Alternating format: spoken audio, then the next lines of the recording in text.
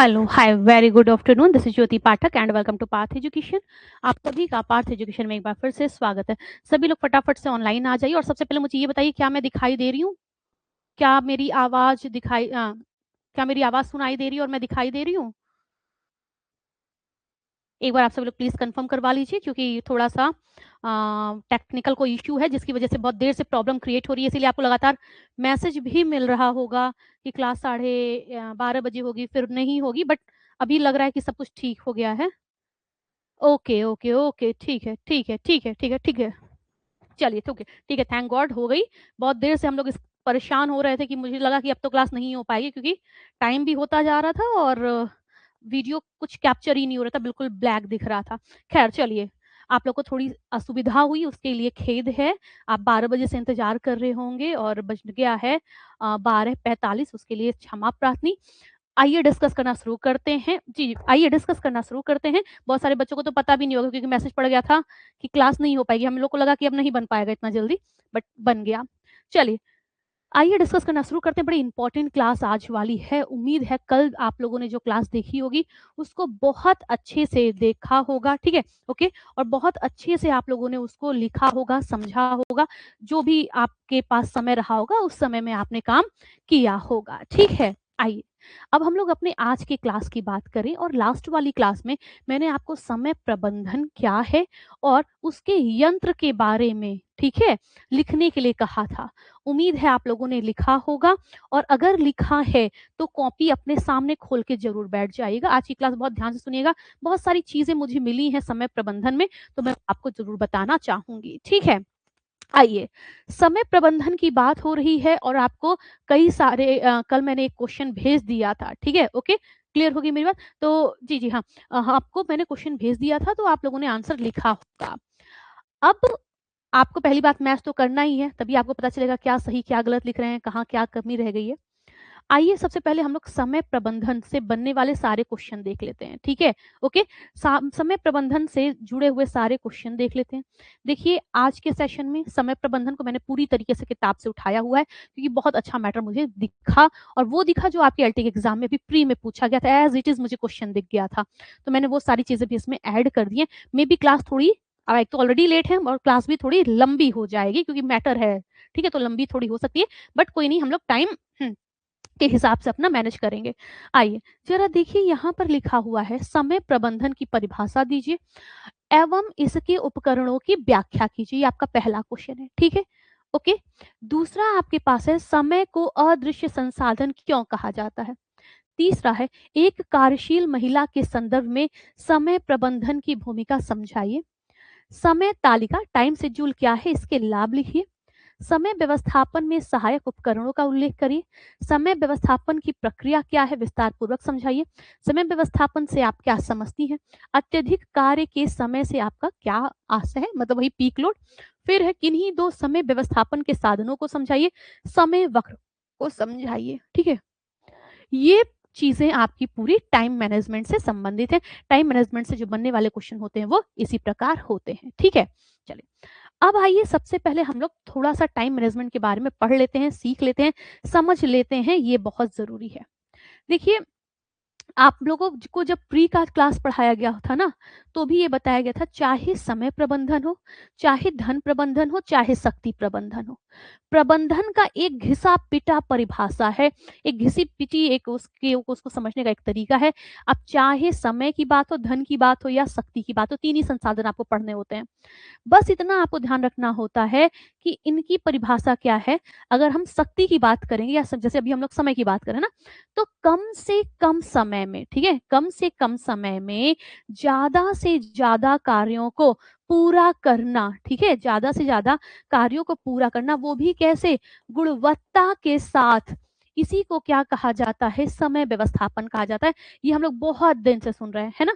Okay, तो कुल मिला के हमें ये पता है कि कम से कम समय का यूज करते हुए ज्यादा से ज्यादा कामों को गुणवत्तापूर्ण तरीके से, कुशलतापूर्वक तरीके से, प्राथमिकताओं को ध्यान में रखते हुए, ठीक है, अगर हम संपादित कर रहे हैं तो वही क्या कहलाएगा, हमारा समय प्रबंधन कहलाएगा।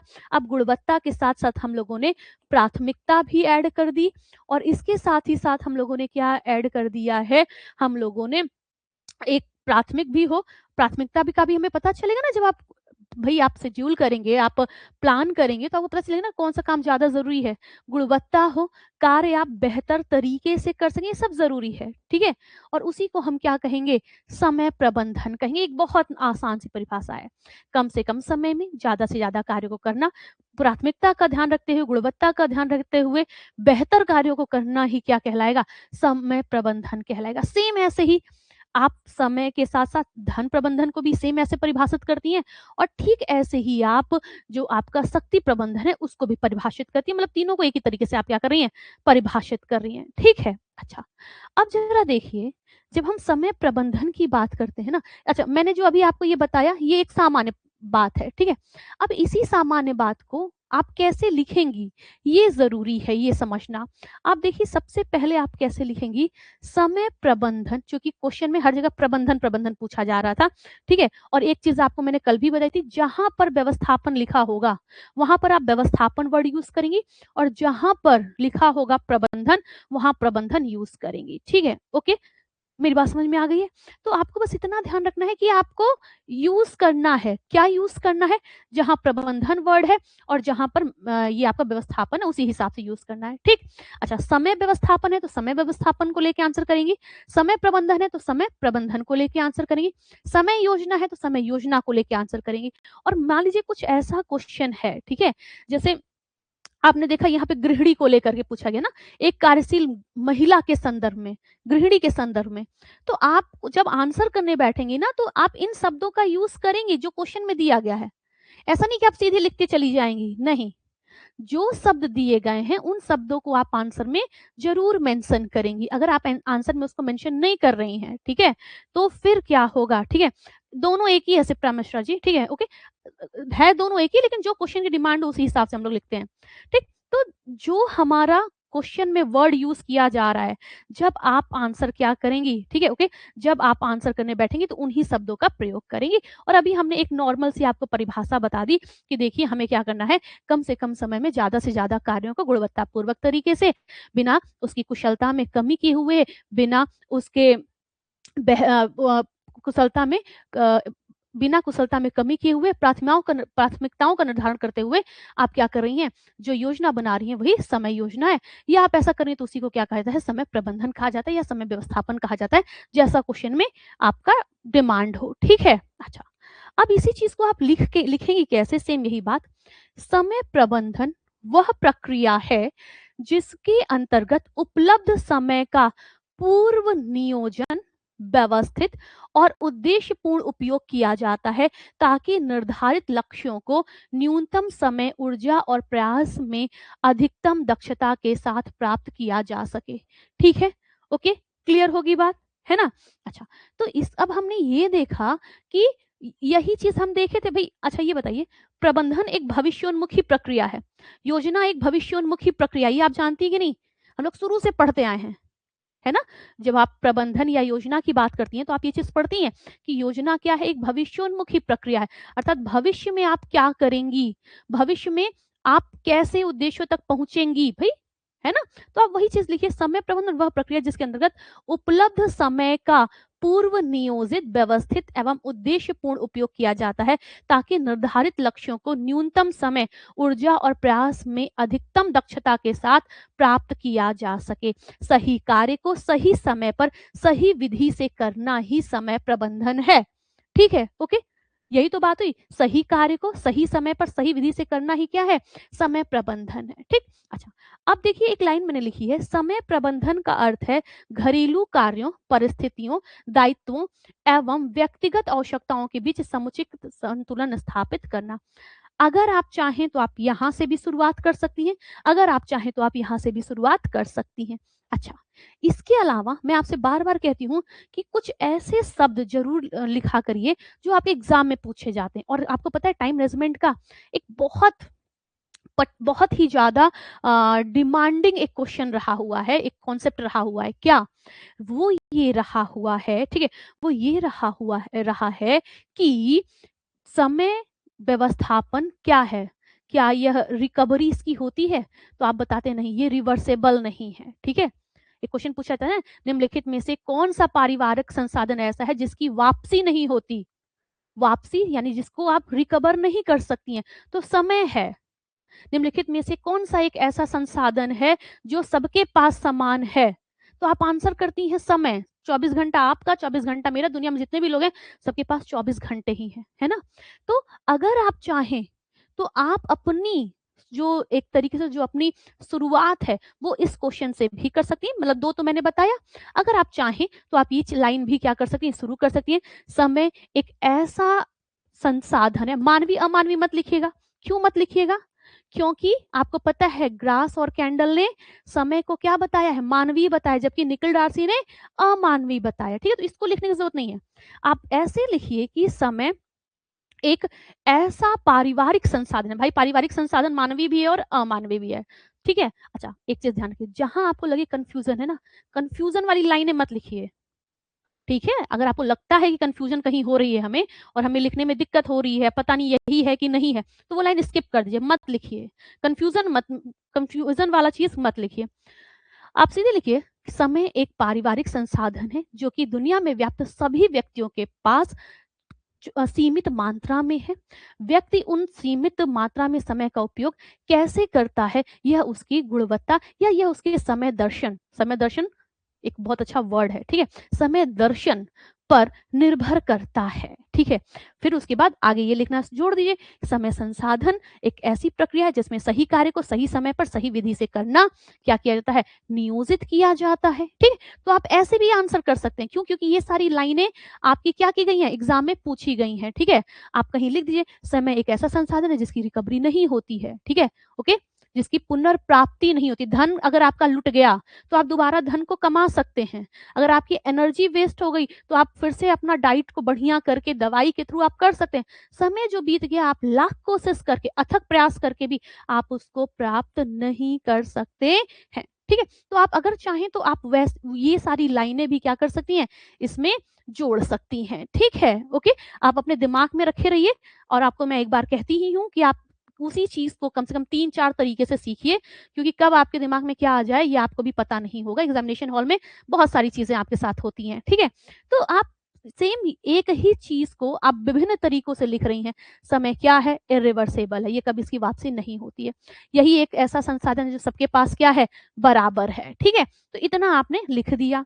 फिर से सुन लीजिए, आपने लिखा क्या है, समय प्रबंधन वह प्रक्रिया है जिसके अंतर्गत उपलब्ध समय का पूर्व नियोजित व्यवस्थित उद्देश्यपूर्ण उपयोग किया जाता है ताकि निर्धारित लक्ष्यों को न्यूनतम समय ऊर्जा प्रयास में अधिकतम दक्षता के साथ प्राप्त किया जा सके।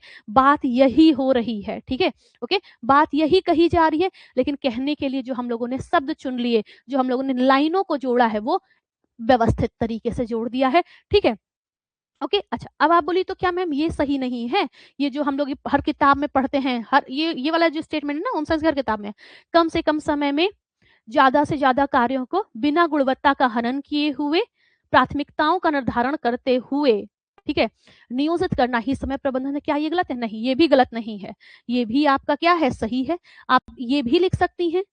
आप यहाँ पर जो ये मैंने लिखा हुआ है, यानी कि ये वाला क्वेश्चन, ये भी लिख सकती हैं। आप यहाँ से भी शुरुआत कर सकती हैं। और एक जो हमने आपको बताया, ठीक है, ओके, एक जो हमने आपको बताया कि आप शुरुआत क्वेश्चन से कर सकती हैं, भाई सिविल साधन है, रिवर्सेबल है, आप यहाँ से भी कर सकती हैं।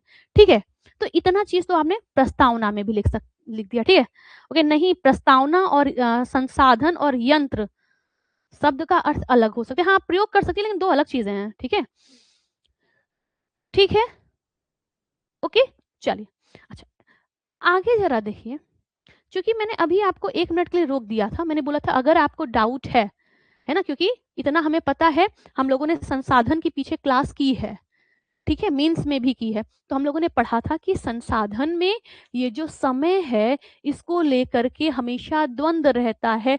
क्यों द्वंद रहता है?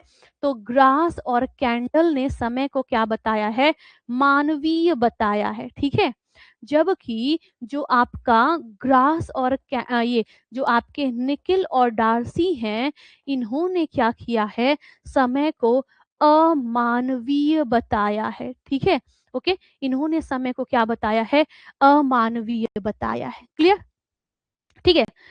जो नोट्स में लिखा है वो भी अच्छा, हाँ वो भी अच्छा है, उसमें भी कोई दिक्कत नहीं है, बट आप 3-4 तरीके सीखे रहिए, आपके लिए फ़ायदेमंद है ना। क्या ये चीज़ भी हमें बहुत अच्छे से पता है, और ऐसा तो क्वेश्चन भी हम लोग खूब देखे हैं। निकिल और डार्सी के अनुसार से समय कैसा संसाधन है, ठीक है? या ग्रास कैंडल के अकॉर्डिंग कैसा, ऐसा क्वेश्चन हम लोग खूब देखे हैं, 2021 टीजीटी में भी आया हुआ था।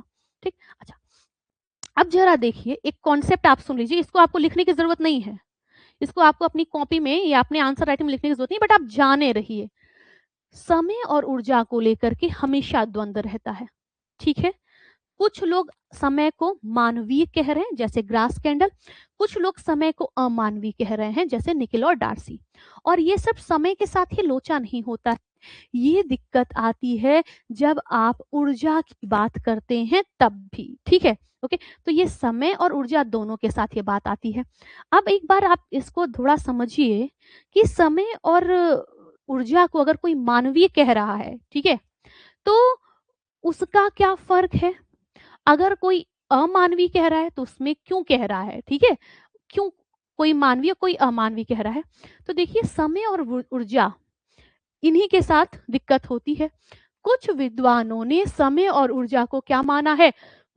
मानवीय साधन न मानकर इन्हें अमानवीय माना है।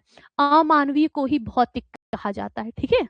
आपका जो नॉन ह्यूमन है, अमानवीय, इसी को आप अमानवीय कहिए या भौतिक कहिए, ठीक? कुछ विद्वान ने समय और ऊर्जा को मानवीय साधन माना है, ठीक है, यहाँ तक की बात क्लियर। जब व्यक्ति स्वयं अपनी ऊर्जा और समय का सदुपयोग कर किसी कार्य को करता है तथा लक्ष्य तक पहुंचता है, तब वह मानवीय साधन है। जैसे कि अभी आप और हम क्या कर रहे हैं? हम अपने समय का उपयोग कर रहे हैं ना, हम खुद ही कर रहे हैं। देखिए, जब व्यक्ति स्वयं अपनी ऊर्जा या समय का उपयोग किसी कार्य को, भाई आप पढ़ रही हैं और मैं पढ़ा रही हूँ, हम दोनों का काम ये, आपको पढ़ना है, मुझे पढ़ाना है, ठीक है? आपको आपका निकल जाए इसलिए आप पढ़ रही हैं, आप लोग है ना, कि आप लोग का सिलेक्शन हो जाए, मुझे ये है कि आप लोग का हो जाए इसलिए मुझे पढ़ाना है, तो हम अपने ही काम, आपका काम पढ़ना, मेरा काम पढ़ाना, हम अपना ही काम कर रहे हैं, ठीक है? ओके, तो देखिए यहाँ पे लिखा है ना, जब व्यक्ति स्वयं अपनी ऊर्जा एवं समय का सदुपयोग कर किसी कार्य को करते हैं तथा लक्ष्य तक पहुंचते हैं, तब वह मानवीय है, ठीक? परंतु जब धन धन खर्च करके किसी अन्य व्यक्ति से काम करवाते हैं अथवा समय शक्ति के बचत के उपकरणों का यूज करते हैं, तब वह क्या हो जाते हैं? भौतिक संसाधन हो जाते हैं। मेरी बात समझ में आई है? आप खुद एफर्ट कर रही हैं, अपना काम कर रही हैं, तो उसमें जो ऊर्जा आपकी लग रही है, आखिर में आप पढ़ रही हैं तो ऊर्जा लग रही है, ठीक है? ओके, आप पढ़ रही हैं तो क्या मैं विजुअल हूँ? मैं दिखाई दे रही हूँ? एक बार प्लीज कंफर्म कर दीजिए।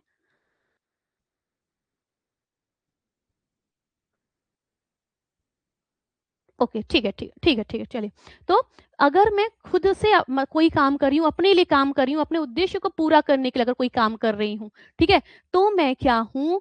तो मैं समय को मानवीय बताऊंगी, अब चाहे वो समय हो, चाहे वो ऊर्जा हो। लेकिन अगर मैं अपने काम को स्वयं नहीं कर पा रही हूँ, ठीक है? मैं धन खर्च करके किसी को हायर की हूँ, भैया मेरे घर में खाना बना दो, मेरे घर का झाड़ू पोछा बर्तन कर दो, ठीक है? तो देखिए, अगर धन खर्च करके या किसी अन्य व्यक्ति से अगर मैं काम करवा रही हूँ अथवा समय शक्ति बचत के उपकरणों का प्रयोग कर रही हूँ, तो ऐसे में ये क्या हो जाएगा? भौतिक संसाधन हो जाएगा, ठीक है? ओके, मेरी बात समझ में आई? तो अगर समय को कोई मानवीय कह रहा है तो इसलिए कह रहा है क्योंकि वह खुद उस चीज का उपयोग कर रहा है। मैं खुद अपने समय का उपयोग कर रही हूँ, अपनी ऊर्जा का उपयोग कर रही हूँ, जब तक मैं अपने उद्देश्य को प्राप्त करने के लिए स्वयं एक्टिव होकर के अपना काम कर रही हूँ, तो उस सेंस में मैं समय को क्या बताऊंगी? मानवीय बताऊंगी। लेकिन अगर मैं खुद नहीं कर रही हूँ, मैं किसी दूसरे को पैसा दे करके अपना काम करवा रही हूँ, या मैं बचत के उपकरण यूज कर रही हूँ, तो ऐसे में जो समय है, ऐसे में जो शक्ति है, वो क्या है? वो भौतिक है या वो अमानवीय है? ये आप थोड़ा कॉन्सेप्ट समझे रहिएगा, ठीक है? ओके, इन केस कभी पूछा जाए कि समय को अगर मानवीय कहा जा रहा है तो इसके पीछे का तर्क क्या है, समय को मानवीय अमानवीय कहे जाने के बीच के अंतर को समझाइए, ठीक है? ओके, या समय को कुछ विद्वान मानवीय और कुछ अमानवीय कहते हैं, इस अवधारणा को स्पष्ट करिए, तो आप ये ध्यान रखेंगे, ठीक है? यही है, क्लियर? अच्छा, खैर, ये क्वेश्चन आप अपने समझने के लिए ज़रूर समझे रहिए, आप ऐसे जनरल इसको लिखेंगे नहीं कहीं, ठीक है? तो कुल मिला के हमने अभी तक सिर्फ़ और सिर्फ़ क्या देखा, समय प्रबंधन की प्रस्तावना देखी। अच्छा, अगर हम आपसे ये पूछा जाए समय प्रबंधन का की परिभाषा को बताते हुए समय प्रबंधन क्या है, उसकी विशेषताओं को बताइए, तो आप खुद पहले सोचिए। और ये सारी चीज़ें आपको किताब में नहीं मिलेंगी। बहुत बार ऐसा क्वेश्चन होगा कि आपको किताब में डायरेक्ट डायरेक्ट नहीं मिलेगा, ठीक है? ओके? तो आपको थोड़ा-सा अपना दिमाग भी लगाना है। बताइए मान लीजिए ये मैं हटा ही दूँ और मैं आपसे कहूँ कि भई आप सोचो, समय प्रबंधन करके आपको क्या मिल रहा है? क्या विशेषता है आज समय विशेषता मतलब क्या? फ़ायदा आपको क्या हो रहा है? महत्व आप क्या बता पाएँगे? बताइए, क्या विशेषता है? आप बताइए मैम विशेषताएँ जी, आप लोग थोड़ा सोचिए, सोचने की आदत डालिए बहुत ज़रूरी है। आप विशेषताओं में बताएँगे ना, 1-2 आप हिंट के तौर पे देख लीजिए, समय का योजनाबद्ध उपयोग। अब ये बताइए ठीक है? जी, अब आप ये बताइए कि जब हम टाइम मैनेजमेंट की बात कर रहे थे, तो हमने बोला था ना कि हम क्या कर रहे हैं, पूर्व नियोजन कर रहे हैं, पूर्व नियोजन मतलब पहले ही प्लान कर रहे हैं, ठीक है? और जब हम पहले प्लान कर ले रहे हैं, तो हमारा क्या है, समय अभी हमें पता है कि इस समय हमें यही करना है, हमने पहले से प्लान करके रखा हुआ है, तो उस समय हम वही काम करेंगे, हमारा समय बर्बाद नहीं होगा, ठीक? मुझे पता है कि मुझे 12 बजे आपकी क्लास लेनी है, तो मैं कैसे भी करके मैं 12 बजे यहाँ उपस्थित होने की कोशिश करूँगी ना, क्योंकि मुझे पता है कि हाँ, मुझे ये चीज़ पढ़ानी है। कल मैंने अगर आपसे कहा था कि आप टाइम मैनेजमेंट देखेंगी, तो मुझे भी तो पता है कि आज मुझे पढ़ाना है, तो मैटर चाहिए मुझे, है ना? तो बस इतना देखिए, समय का योजनाबद्ध उपयोग हो जाता है, कार्यों की प्राथमिकता का निर्धारण हो जाता है, ये हम लोग स्टार्टिंग में भी पढ़े हैं। समय की बचत पर नियंत्रण हो जाता है। आप ये बताइए, जिस दिन संडे होता है या जिस दिन छुट्टी होती है आपकी, ठीक है? उस दिन क्या होता है? मान लो आप लोग स्कूल जाती हैं, बहुत सारे लोग इसमें गवर्नमेंट जॉब में ऑलरेडी हैं, बहुत सारे हैं जो प्राइवेट में पढ़ा रहे हैं, अलग-अलग जॉब में हैं, ठीक है? तो आप क्या करती हैं?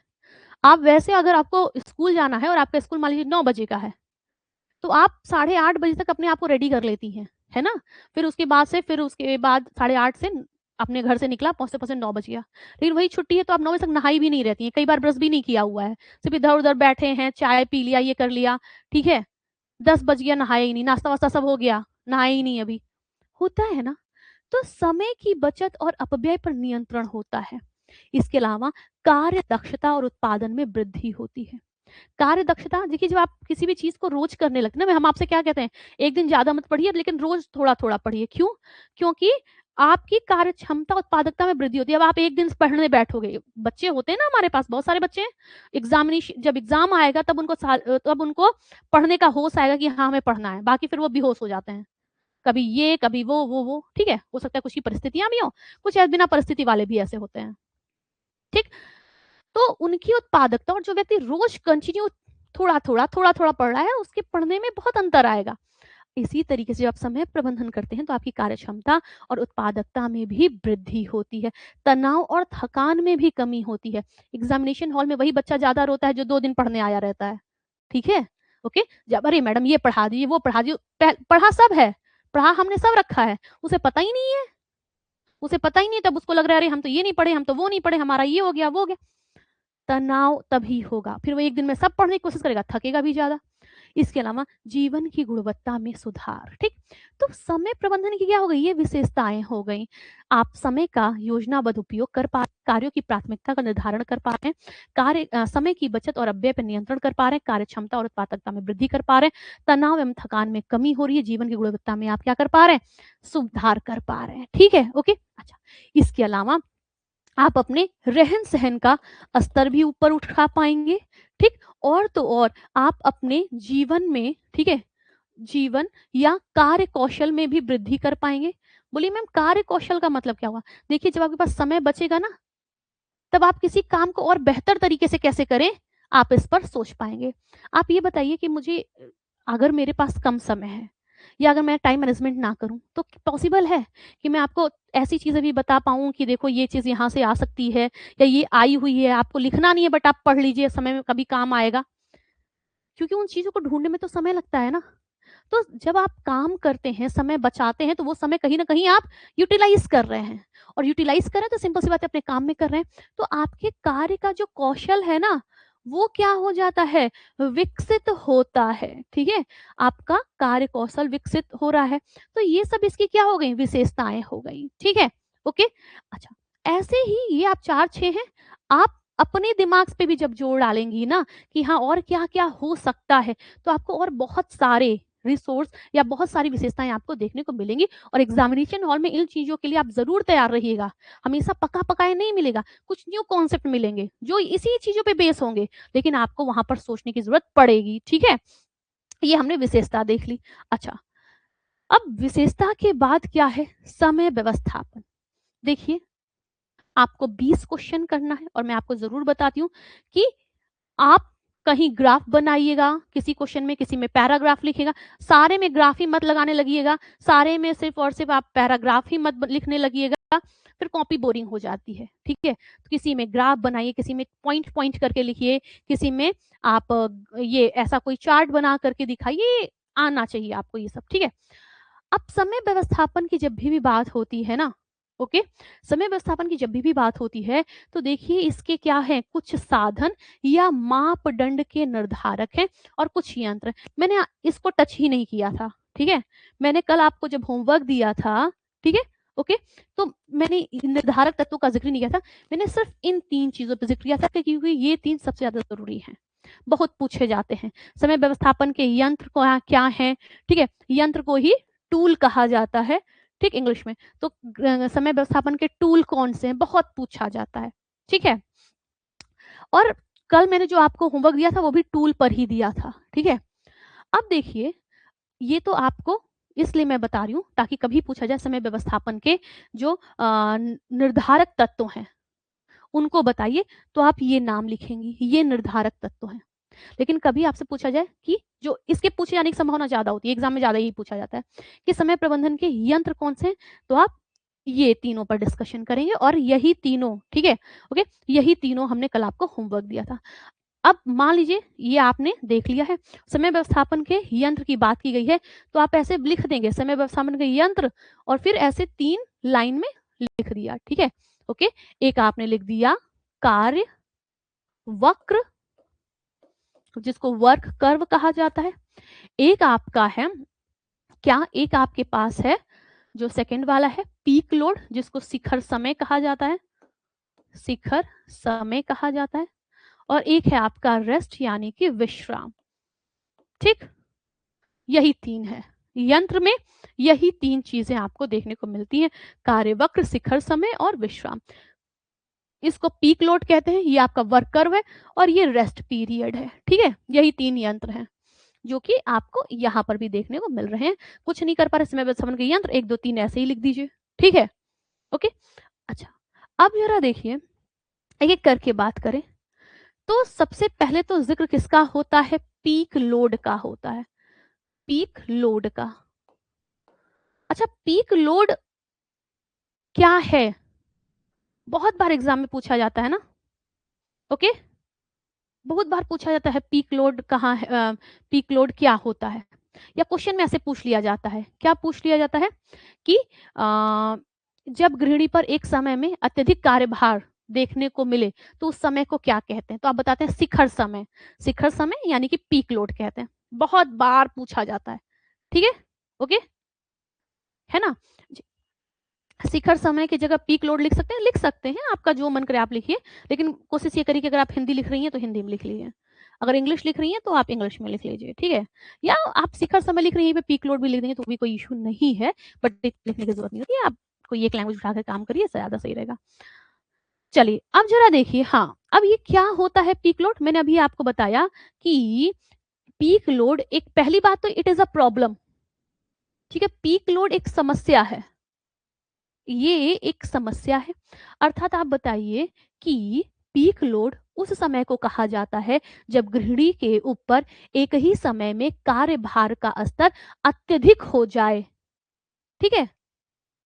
या अच्छा, अब मान लीजिए मैंने अभी एक लाइन बोली कि पीक लोड उसे कहा जाता है, पीक लोड, ठीक है, पीक लोड उसे कहा जाता है जब कार्यभार एक निश्चित समय में गृहिणी के ऊपर अधिक हो जाता है तो उसे पीक लोड कहते हैं। अब जब हम लोग ने यहाँ लिख दिया है पीक लोड उसे कहते हैं, तो फिर हमें नीचे लिखने की जरूरत कतई नहीं है, ठीक है, कि हम फिर से लिखें कि पीक लोड उसे कहते हैं जब एक निश्चित समय में गृहिणी के पार कार्यभार ज़्यादा हो जाता है तो उसे पीक लोड कहते हैं। नहीं, जब हमने लिखा है तो एक बार तो हमें दोबारा लिखने की ज़रूरत नहीं है। या तो हम ये लिखें ही ना, हम सीधे ये लिखें कि गृहिणी के दिनचर्या का एक ऐसा समय जब कार्यभार आवश्यकता से अधिक होता है, उसी समय को पीक लोड कहते हैं। मेरी बात क्लियर? मतलब अब पीक लोड उसे कहते हैं, फिर नीचे पीक लोड कहते हैं। ये 2-2 बार पीक लोड कहते हैं लिखने की जरूरत नहीं है। आप या तो आगे ही लिख लीजिए या तो आप पीछे ही लिख लीजिए। ठीक है? ओके? और पीक लोड एक समस्या है। ठीक है? पीक लोड क्या है? ये एक समस्या है। ठीक है? ओके? क्लियर? पीक लोड क्या है? ये एक समस्या है और इस समस्या के कई परिणाम होते हैं। आप तनाव में रहती हैं। देखिए, जब आपको भी कई काम रहता है ना, तो तनाव अपने आप आ जाता है। ठीक? आप ऐसा नहीं है कि जिसके पास आप ये सोचिए अगर मुझे पढ़ाना भी है, मुझे मैटर भी तैयार करना है, मैं टाइपिंग भी करने खुद ही बैठूँ, कुछ प्रॉब्लम आ जाए तो उसको मैं खुद ही सुधार रही हूँ, ठीक है? आप लोग इतने मैसेज करो, मैं सबका रिप्लाई खुद से करने बैठूँ, इट इज़ पॉसिबल? नहीं। और अगर मैं कर रही हूँ तो सिंपल सी बात है मैं मेंटली फटीग में जाऊँगी, है ना? या तनाव की स्थिति बनेगी, कार्यकुशलता में कमी आएगी। ओके, कार्य दक्षता में कमी आएगी, कार्य क्षमता में कमी आएगी, कार्य की उत्पादकता में कमी आएगी, क्योंकि हर व्यक्ति की एक कैपेसिटी है कि नहीं है? तो अब इसी चीज को देखिए लिखने वाले फॉर्म में हम कैसे समझें? लिखने वाले फॉर्म में हम समझेंगे पीक लोड वह अवस्था या समय अवधि है जब किसी व्यक्ति कॉमा परिवार या संस्था पर कार्यभार, ये लाइन मैंने छोड़ी नहीं है, ये टाइपिंग में नीचे आ गई है, ठीक है? ओके, देखिए पीक लोड या शिखर समय वह अवस्था या समयावधि है जब किसी व्यक्ति परिवार या संस्था पर कार्यभार, समय, दबाव और ऊर्जा की मांग एक साथ अपने सर्वोत्तम स्तर पे पहुंच जाती है। ठीक है? ओके, इस अवस्था में कार्यों की संख्या अधिक, समय सीमित और कार्यों की तात्कालिकता बहुत अधिक होती है। मतलब समझे? पीछे जो हमने अभी आप बोला था उसी को हम लोगों ने शब्दों में पिरोया है। ठीक? पीक लोड, अच्छा आपने पीक लोड की, अब यहाँ पे देखिए मैंने कॉन्सेप्ट लिखा हुआ है, आप कॉन्सेप्ट कॉन्सेप्ट लिखने की जरूरत नहीं है, आपने सीधे लिखा है समय प्रबंधन के यंत्र। आप हेडिंग डालिए पहला पीक लोड, या अगर आप हिंदी लिख रही हैं तो शिखर समय, और शिखर समय लिखने के बाद सीधे, ठीक है, शिखर समय वह अवस्था या समयावधि है जब किसी व्यक्ति परिवार या संस्था पर कार्यभार, समय, दबाव और ऊर्जा की मांग एक साथ अपने सर्वोत्तम स्तर पर पहुंचती है। ठीक है, तो उसे हम पीक समय या पीक लोड, पीक भार, शिखर समय, ये सब एक ही चीज है। आप कुछ भी, ठीक है, ओके, आप कुछ भी आप लिख सकती हैं, बस ध्यान रखिएगा जो शब्द क्वेश्चन में पूछा गया है इसमें से वही शब्द आप यूज करेंगी। ठीक है, तो पहुंचती है इस अवस्था में कार्यों की संख्या अधिक, समय सीमित और कार्य की तात्कालिकता बहुत अधिक होती है। मतलब सब काम जरूरी है, बच्चे को टिफिन भी देना जरूरी है, खुद का भी जरूरी है, घर में जो बाकी लोग हैं उनका भी चाय नाश्ता देना जरूरी है, तो समझ रहे सब तत्काल है। ओके, अच्छा आपने इतनी चीज लिख दी, और ध्यान रखिए ये मैंने लाइन छोड़ी नहीं है, ये बाई मिस्टेक अरेंजमेंट है ये, ठीक है? आप ये चीज ऐसे सीधे सीधे लिख सकती हैं। क्लियर? ओके, अच्छा पीक लोड, पीक लोड मैंने अभी बताया ये एक प्रॉब्लम है, और आपको याद होगा क्वेश्चन पूछा गया है नेट में, पीक लोड एक समस्या है जिसका समाधान परिवार के सदस्यों में कार्य विभाजन के द्वारा संभव है। मैं हूं, ठीक है, एक ही समय में बहुत सारे काम रहते हैं, अपने काम है, फैमिली के काम है, आप लोगों के काम है, बहुत काम रहता है, ठीक है? अब ऐसे में अगर मेरी फैमिली मेरा थोड़ा थोड़ा सपोर्ट कर दे तो मेरे लिए क्या हो जाएगा, आसान हो जाएगा, है ना? आसान हो नहीं, पापा अपना नाश्ता खुद ले लें, मम्मी अपना खुद पूजा पाठ का सामान इकट्ठा कर लें, हस्बैंड खुद रेडी हो जाएं, है ना, वो हर चीज के लिए डिपेंड ना रहे, तो सिंपल सी बात है, तो वो जो अब भाई सबको वही जरूरी है, दवा सबको देनी है ना, चाय नाश्ता सुबह में सबको देना है, खुद तैयार होना है, तो ये एक समस्या है, ये तनाव हो गया एक गृहिणी के लिए। लेकिन अगर परिवार के लोग क्या करें, अगर परिवार के लोग, ठीक है, कार्य को बांट लें तो हमारा क्या हो जाएगा, हमारा इजी हो जाएगा, जो तनाव है कि हमको इनको भी दवाई देनी, उनको भी देखनी, वो चीज क्या हो जाएगी, कम हो जाएगी।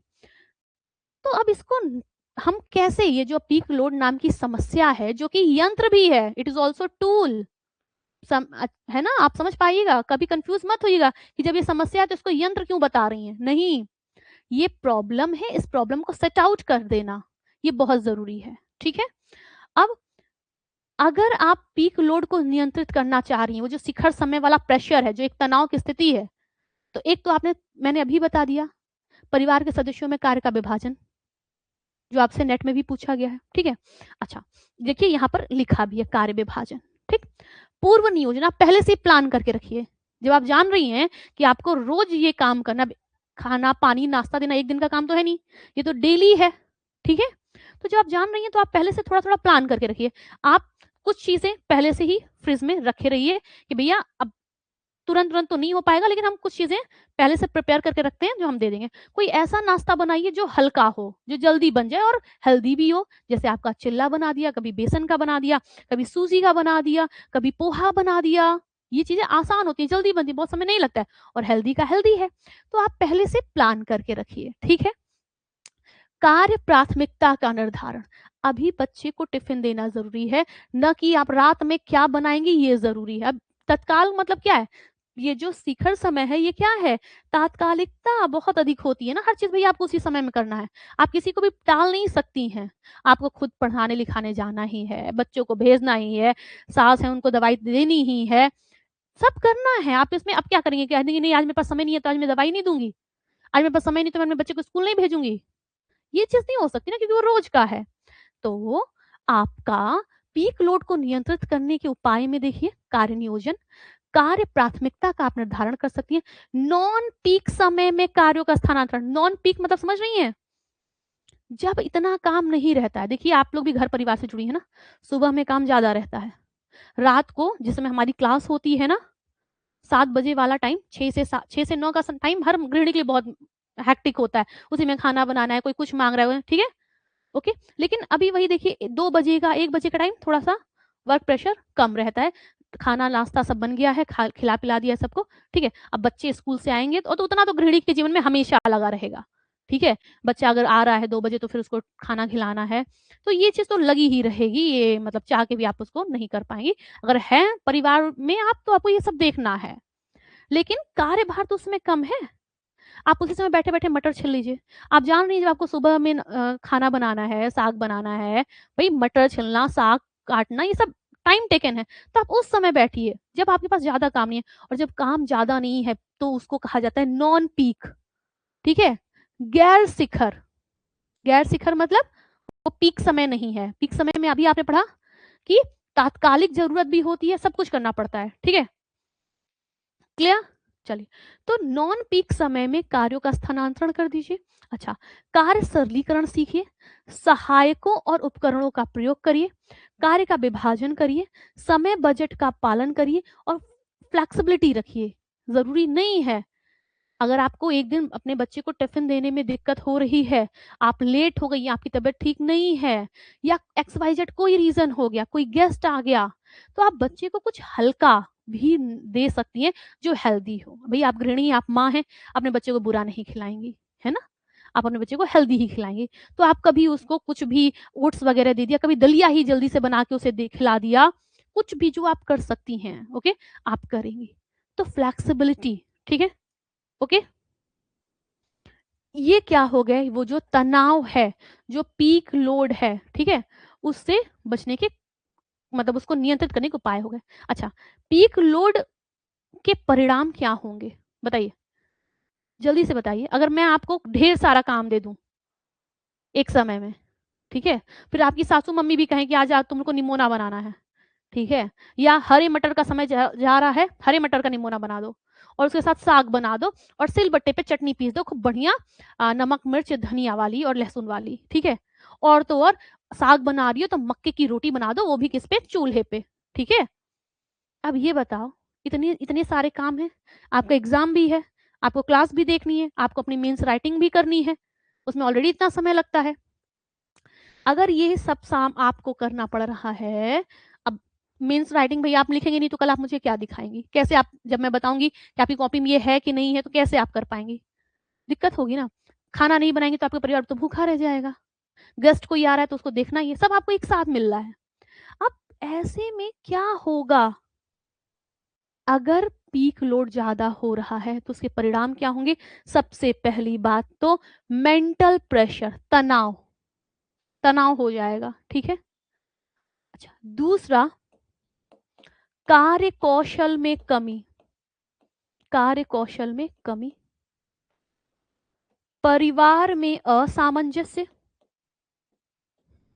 परिवार में असामंजस्य, भाई अब जिसका काम नहीं होगा वही गुस्सा आएगा, ठीक है। तो तनाव की स्थिति तो आप खुद ही प्रेशर में रहेंगी। दूसरा कार्य कौशल भी आपका घटेगा, ठीक है। तीसरा परिवार में असामंजस्य रहेगा, कलह कलेश की स्थिति बनेगी, कलह कलेश की स्थिति बनेगी, आवश्यक कार्य जो पहले होने चाहिए थे उनमें विलंब होगा, आवश्यक कार्यों में, आवश्यक कार्यों में विलंब, ठीक है। ये सब क्या है? ये सब परिणाम है, ठीक है। चिड़चिड़ापन आएगा ही आएगा, ठीक। तो अगर पीक लोड हो रहा है तो ये सब देखने को मिलेगा ही मिलेगा। मेंटली आप परेशान रहेंगी, कार्य कौशल में कमी आएगी, कार्य उत्पादकता में कमी आएगी, परिवार में असामंजस्य रहेगा, कलह कलेश की स्थिति बनी रहेगी, आवश्यकता वाले जो कार्य हैं उसमें भी विलंब होगा, ठीक है। मेरी बात क्लियर? अच्छा, अब ये आप किसी किताब में ढूंढने बैठेंगे ना तो नहीं मिलेगा, लेकिन चूंकि आप ये इतनी व्याख्या सुन रही हैं, आप चैप्टर पढ़ रही हैं, तो आप ये समझ सकती हैं, ठीक है। Okay, clear? चलिए, तो पीक लोड आपका क्या हुआ? सबसे पहला यंत्र यही है, तो आपने देख लिया पीक लोड है क्या, इसको आप कैसे लिख सकती हैं। दूसरा आपका यहाँ पर उसके नियंत्रण, और ये रहे कि पीक लोड के परिणाम क्या होंगे, ये आपने देख लिया। अच्छा, अब दूसरा जो आपके पास था वो क्या था? कार्य वक्र था, ठीक है। ओके, अब क्या है दूसरा जो आपका है वो क्या है? कार्य वक्र है, और कार्य वक्र बहुत इंपॉर्टेंट है, और साथ ही साथ मुझे आपको एक और चीज दिखानी है, ठीक है। देखिएगा कार्य वक्र, कार्य वक्र एक्चुअली पता है क्या है? किसी भी व्यक्ति के द्वारा किए गए कार्यों का ग्राफिक रिप्रेजेंटेशन है। क्या है? कि जैसे मैं हूं, ठीक है, तो जैसे आपके घर में सुबह काम होता है ना, वैसे मेरे घर में भी होता है, ठीक है। मॉर्निंग मेरे लिए भी उतनी बिजी है। अब मॉर्निंग में हमारा क्या, अच्छा सुनिए एक चीज, जब आप काम करना शुरू करती है ना तो उसको वार्मिंग अप कहते हैं। एक कार्यवक्र का एक स्टेज है पहला, वार्मिंग अप। वार्म मतलब क्या होता है?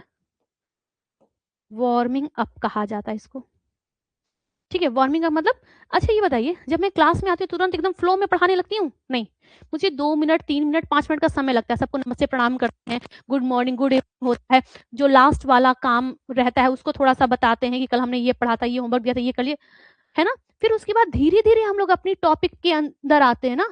तो वही ये जो आप धीरे धीरे शुरुआत करती है ना, इसी को वार्मिंग अप कहा जाता है, ठीक है। इसी को क्या कहा जाता है? इसी को वार्मिंग अप कहा जाता है, ठीक है। ये क्वेश्चन आएगा कहीं ना कहीं, क्योंकि बहुत अच्छा क्वेश्चन अभी मैं आपको दिखाऊंगी, एलटी प्री में ही आया था। खैर पहले हम अपना जो काम है उसको पूरा करते हैं। तो यहाँ पे देखिए क्या हो गया, कार्यवक्र क्या है?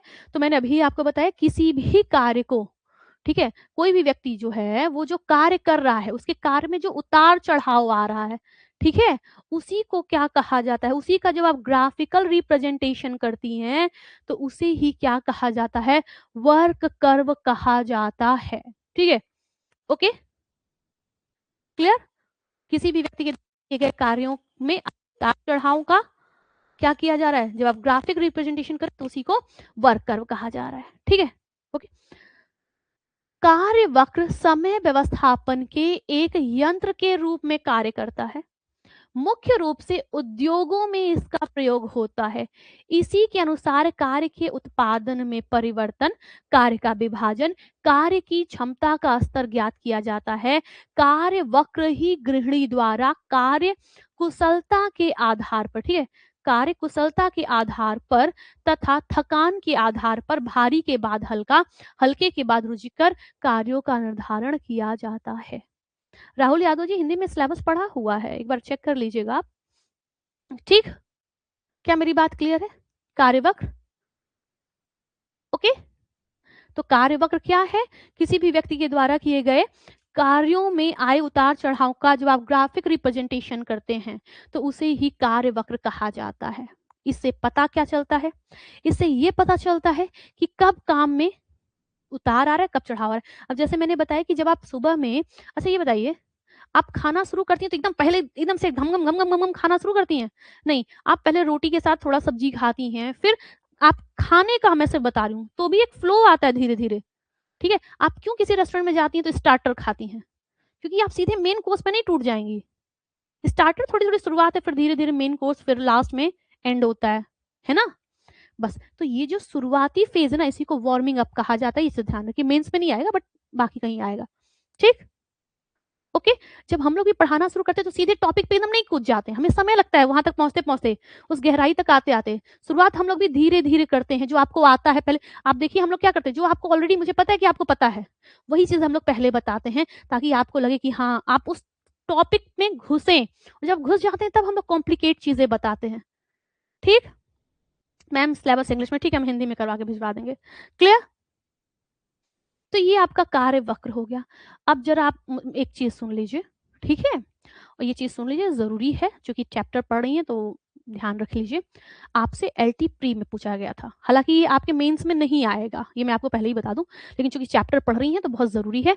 अब आ गया है तो ये अपने आप इंपॉर्टेंट हो गया है, ठीक है?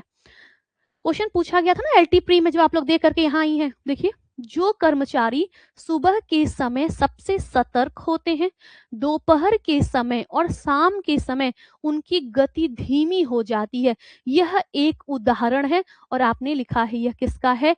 ये दैनिक कार्य का उदाहरण है। अभी मैंने आपको पीक लोड पढ़ाया था। पीक लोड क्या था? पीक लोड जब आपके पास एक ही समय में बहुत सारे कार्य, ठीक है, आ जाएं और आपके पास समय भी सीमित हो, ठीक है? ये ऐसे कही, समझ लीजिए कि पीक लोड एक ऐसी समयावधि को कहा जाता है जब कम समय में गृहिणी के ऊपर अत्यधिक कार्यभार अथवा तात्कालिक पूर्ति वाले कार्य आ जाएं तो उसे ही हम पीक लोड कहते हैं, ठीक है? या आ जाए, जब मैंने स्टार्ट पीक लोड से किया तो मुझे दोबारा अंत करने की पीक लोड कहते हैं, जरूरत नहीं है, ये मैंने आपको पहले भी बताया, ठीक है? ओके। अच्छा, अब ये क्वेश्चन आया था 2000, ये आपका 21 दिसंबर को 2025 में आया था ना, आप लोग यही पास करके तो मेंस देने जाएंगी। अच्छा, आंसर क्या था? दैनिक लय था। आपको पता है एक्चुअली क्या है?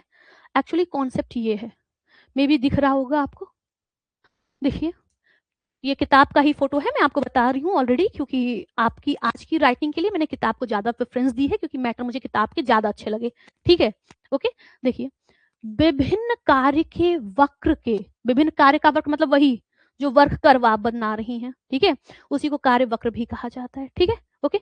अब देखिए, विभिन्न कार्य के वक्र के प्रारूप सामान्य कार्यकर्ता व्यक्तियों के संबंध में बनाए जाते हैं, फिर भी वक्र में विभिन्न विभिन्नताएं होती हैं। जैसे अब सुबह मुझे मेरे घर का काम खुद करना होता है, शाम को मुझे नहीं करना होता है, ठीक है? तो मैं उस समय को आपको देती हूँ, ठीक है? जैसे मुझे पढ़ाना है, मान लीजिए 7 बजे से मेरी क्लास है, तो मुझे 6 बजे अपने स्टूडियो में आ जाना है और रात 10 बजे तक मुझे यहाँ रहना है, 6 से 10 बज जाता है। आप लोग अगर रात वाला बैच पढ़ती होंगी तो आपको पता होगा, ठीक है? बड़े आराम से 10 बज जाता है, 9:30 तो ऐसे ही बज जाता है, मतलब वो तो रेगुलर का है, ठीक? ऐसे ही ये तो मेरी दिनचर्या है, आपकी कोई और होगी, तीसरे व्यक्ति की कोई और होगी, हर व्यक्ति की अलग अलग है, ठीक है? तो यहाँ यही कहा गया, और हमें पता है किसी भी व्यक्ति के जो कार्य है, ठीक है, किसी भी व्यक्ति में, किसी भी व्यक्ति के द्वारा किए गए कार्यों का जो उतार चढ़ाव है, उसी की ग्राफिक रिप्रेजेंटेशन क्या कहलाती है? वक्र का कर्व कहिए, कार्य वक्र कहिए, वर्क कर्व कहिए, एक ही बात है, ठीक है? ओके। अच्छा, अब देखिए, विभिन्न कार्य के वक्र के प्रारूप आप लोग खुद अपने, अच्छा, जब कोई मैं ऐसी चीज दिखाऊं ना तो आप खुद भी पढ़ा करिए, मैं तो बोल रही हूँ वो तो ठीक ही है, आप भी पढ़ा कर, जब आप खुद पढ़ेंगे तो आपको ज्यादा ध्यान में रहेगा। तो विभिन्न कार्य के वक्र के प्रारूप सामान्य कार्यकर्ता व्यक्तियों के संबंध में बनाए जाते हैं, फिर भी वक्र में व्यक्तिगत विभिन्नता होती है, क्योंकि व्यक्तियों के कार्य करने के ढंग के प्रति व्यक्तिगत विभिन्नता होती है। यह प्रारूप दैनिक लय कहलाते हैं, ठीक है? ओके, ठीक है? ये क्या कहलाते हैं? दैनिक लय कहलाते हैं। अच्छा, अब यही आपसे क्वेश्चन में ये बात पूछा गया था ना कि जो कर्मचारी सुबह के समय सबसे सतर्क होते हैं, दोपहर के समय, शाम के समय उनकी गति धीमी हो जाती है। यह एक उदाहरण है दैनिक लय का। एक्चुअली ये जो दैनिक लय है ना, ये आपके 3 प्रकार के होते हैं। देखिए, ये जो दैनिक लय है, ये कितने प्रकार के हैं? 3 प्रकार के हैं। ठीक? मेरी बात क्लियर है? अच्छा, अब देखिए जो 3 प्रकार का दैनिक लय है ना, उसी में यही वाला आपसे, ये जो पहला वाला है, यही आपसे क्वेश्चन में पूछा गया है। देखिए, जो कार्यकर्ता सुबह बहुत चुस्ती से कार्य करते हैं, दोपहर के बाद और शाम के प्रारंभ में धीरे कार्य करने लगते हैं।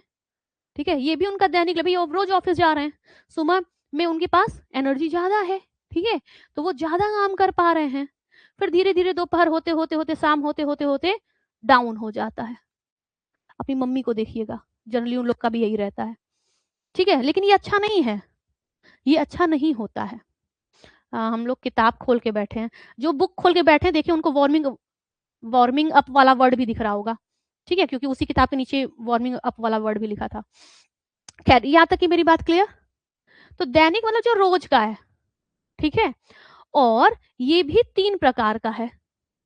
एक तो ऐसे व्यक्ति जो सुबह में बिल्कुल चुस्त रहते हैं, ठीक है, और दोपहर शाम धीरे धीरे एनर्जी डाउन होने लगती है, और यही वाला स्टेटमेंट लिखा है। देखिए, जो सुबह सबसे सतर्क होते हैं, दोपहर के समय, शाम के समय उनकी गति धीमी होती है, तो क्या कहलाता है? दैनिक लय कहलाता है। और एक्चुअली ये दैनिक लय नहीं है, ये दैनिक लय के जो 3 प्रकार हैं उसमें से ये पहला वाला है। It is clear?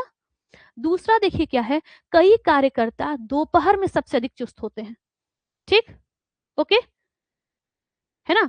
अच्छा, जो तीसरा है वो क्या है, ऐसे कार्यकर्ता जो दिन में जो दिन में 2 समय धीरे धीरे कार्य करते हैं, जैसे एक दोपहर में और दूसरा दोपहर के अंत में। ठीक है, जबकि पता है सबसे अच्छा क्या होता है? वही जो मैं आपको बता रही हूँ, वार्मिंग अप वाला। वार्मिंग अप वाला मतलब वो ऐसा नहीं है। अच्छा, ये बताइए, आप लोग देखते होंगे वो, ये धावक वगैरह, दौड़ने वाले जो मैराथन वगैरह करते हैं, तो वो क्या करते हैं, उनको बताया जाता है कि आप, जैसे अभी कोई कह दे मैडम जीतना है दौड़िए, तो मैं तो एकदम लगूंगी तुरंत भागने, और जब मैं तुरंत एकदम भागने लगूंगी तो मैं शायद अपनी जो दूरी है वो भी कवर नहीं कर पाऊंगी, मैं थक जाऊंगी। ठीक है, मैं क्या हो जाऊंगी? थक जाऊंगी। लेकिन वहीं पर अगर मैं क्या की, मैं बहुत तेज नहीं भाग रही हूँ, मैं धीरे धीरे ही भाग रही हूँ, ठीक है, और फिर एक समय जाके मैं तेज हो रही हूँ, फिर मैं धीमे हो रही हूँ, इट इज गुड। अब मैं थोड़ा जब एकदम तेजी से भागने लगूंगी, एकदम चुस्ती में, शुरू ही मैंने एकदम चुस्ती से किया है, ठीक है, तो नहीं। लेकिन वहीं पर सिखाया जाता है ना भाई कि आपको लंबा दूरी चलना है तो आप बहुत तेज मत दौड़िए या बहुत तेज मत चलिए, आप धीरे धीरे चलिए, आप लंबा चल पाएंगी। तो जो ये वाला है ना कि धीरे धीरे करिए, लंबा कर पाएंगी, इट इज वेरी गुड, ये सबसे अच्छा होता है। ओके, ठीक, और वो जो धीरे धीरे शुरुआत हो रही है ना, उसी को वार्मिंग अप कहा जाता है। इसी किताब के नीचे, मतलब ये जो कट्टा दिख रहा है ना आपको, ये सब अभी पूरी, मतलब ये तो जस्ट किताब का एक छोटा सा पोर्शन है, इस नीचे वो लिखा हुआ है। ठीक है, बताइए मैम, थकान में क्या अंतर है? थकान एक ऐसी स्थिति को कहते हैं, थकान एक ऐसी शारीरिक या मानसिक स्थिति हो सकती है जिसमें व्यक्ति की कार्य क्षमता में अपने आप कमी आने लगे, या जब आप लंबे समय तक काम करते हैं तो एक समय ऐसा आता है जब आपकी कार्य कुशलता में कमी आने लगती है, और वही स्थिति चाहे शारीरिक हो या मानसिक, थकान कहलाती है। ठीक है, ओके, चलिए, तो ये ना आप थोड़ा सा जाने रहिए कि ये क्वेश्चन भी आपका टाइम मैनेजमेंट का ही है, समय प्रबंधन का ही है, और ये ध्यान में रखना है आपको, क्योंकि अब एक लाइन उठा लिया है तो कभी न कभी दूसरा भी उठाएगा, कभी न कभी वार्मिंग अप वाला उठाएगा ही उठाएगा। सीधा लिखा होगा किसी कार्यकर्ता द्वारा शुरुआती जो समय है जिसमें कार्य के प्रारंभ का, एक तरीके से जिसमें कार्य के प्रारंभ का विषय बताया जाता है, या जो धीरे धीरे शुरुआत होती है। कैसे आप उठती हैं तो एकदम अचानक से उठ जाती हैं, मुझे तो 5 मिनट लगता है, 5 मिनट उठता है, लगता है पहले तो मेरी आंख खुलती है तो मैं देखती हूँ कि मुझे दिख रहा है कि नहीं दिख रहा है, फिर मुझे दिखने लगता है, मैं सोचती हूँ अब मैं उठ गई। ठीक है, ऐसा तो नहीं है कि मैं तुरंत उठी और फिर एकदम चप्पल पहन के हरे चलो, होता है ना कि चलो ठीक है उठ गए हैं लेकिन थोड़ा उठने में समय लग रहा है, तो वही वाला वो उठने में थोड़ा समय लग रहा है 5 मिनट, वही वार्मिंग अप है। ठीक है मैम, किस लेखक की बुक? अरे इसमें इतने सारी किताबें, अलग अलग किताबों का रहता है, इसमें बृंदा सिंह भी हैं, और अभी पीछे दिखा था वो तो बृंदा सिंह का था, ये भी किसी अच्छी राइटर का ही है, बगल में रखा हुआ है, अभी बता देंगे अभी। ठीक है ओके मैम, थकान और दैनिक लय में क्या अंतर? दो बहुत अलग चीजें हैं। थकान ये सब करने के बाद जो आपका कंडीशन होगी ना, आपकी फिजिकल में भी मेंटल, वो अलग है। ये तो एक चीजें हैं। ठीक है क्लियर? बताइए, इतनी मेरी बात क्लियर होगी? ये आप थोड़ा सा याद रखे रहिएगा, आगे कहीं मिल जाए तो ये ना रहे कि हम कभी देखे ही नहीं है। ठीक है ओके मैम, ये मंजू पाटनी की बुक, हाँ हो सकता है मंजू पाटनी की बुक, क्योंकि मैं 4-5 किताबें रख के जब आपकी मेंस का बनाती हूँ तो 4-5-6 किताबें मेरे सामने रहती हैं, तो मुझे खुद याद नहीं रहता कि किसमें का है। ठीक है चलिए, इतनी मेरी बात क्लियर होगी, आपको समझ में आया होगा। ठीक है और ये चीज भी थोड़ा आप जाने रहिएगा। आगे बढ़ते हैं। तीसरा जो था वो क्या था? विश्राम समय था, विश्राम काल, रेस्ट पीरियड था। ठीक है ओके विश्राम काल क्या है? कुछ समय के लिए कार्य के तनाव से मुक्त होना एवं शरीर तथा दिमाग को पूरा आराम देना। ठीक है और मैं अगर आपसे एक चीज कह रही हूँ ना कि अगर आपने शुरू विश्राम काल से किया है तो यहाँ पर आपको फिर से लिखने की जरूरत नहीं है कि इसे ही विश्राम काल कहते हैं, नहीं, आप यही लाइन इधर से ऐड कर सकती हैं। ठीक है तो विश्राम काल से तात्पर्य है, या आप ये चीज ऊपर मत लिखिए, लिखिए कुछ समय के लिए कार्य के तनाव से मुक्त होना और शरीर तथा दिमाग का पूरा आराम देना ही विश्राम काल कहलाता है। ठीक तो या तो यहाँ पे से शुरुआत करिए या तो यहाँ, दोनों जगह लिखने की जरूरत नहीं होती है। ठीक है ओके अच्छा इसके बाद देखिए, दिन भर की शारीरिक एवं मानसिक कार्य के पश्चात उत्पन्न थकान के कारण अवकाश की आवश्यकता, ठीक है, अवकाश की आवश्यकता होती है। अतः थकान को दूर करने के लिए तथा पूर्व की तरह के लिए कार्य करने के लिए इसकी आवश्यकता होती है। ठीक है कार्य में यहाँ ऊर्जा ला होगा ये।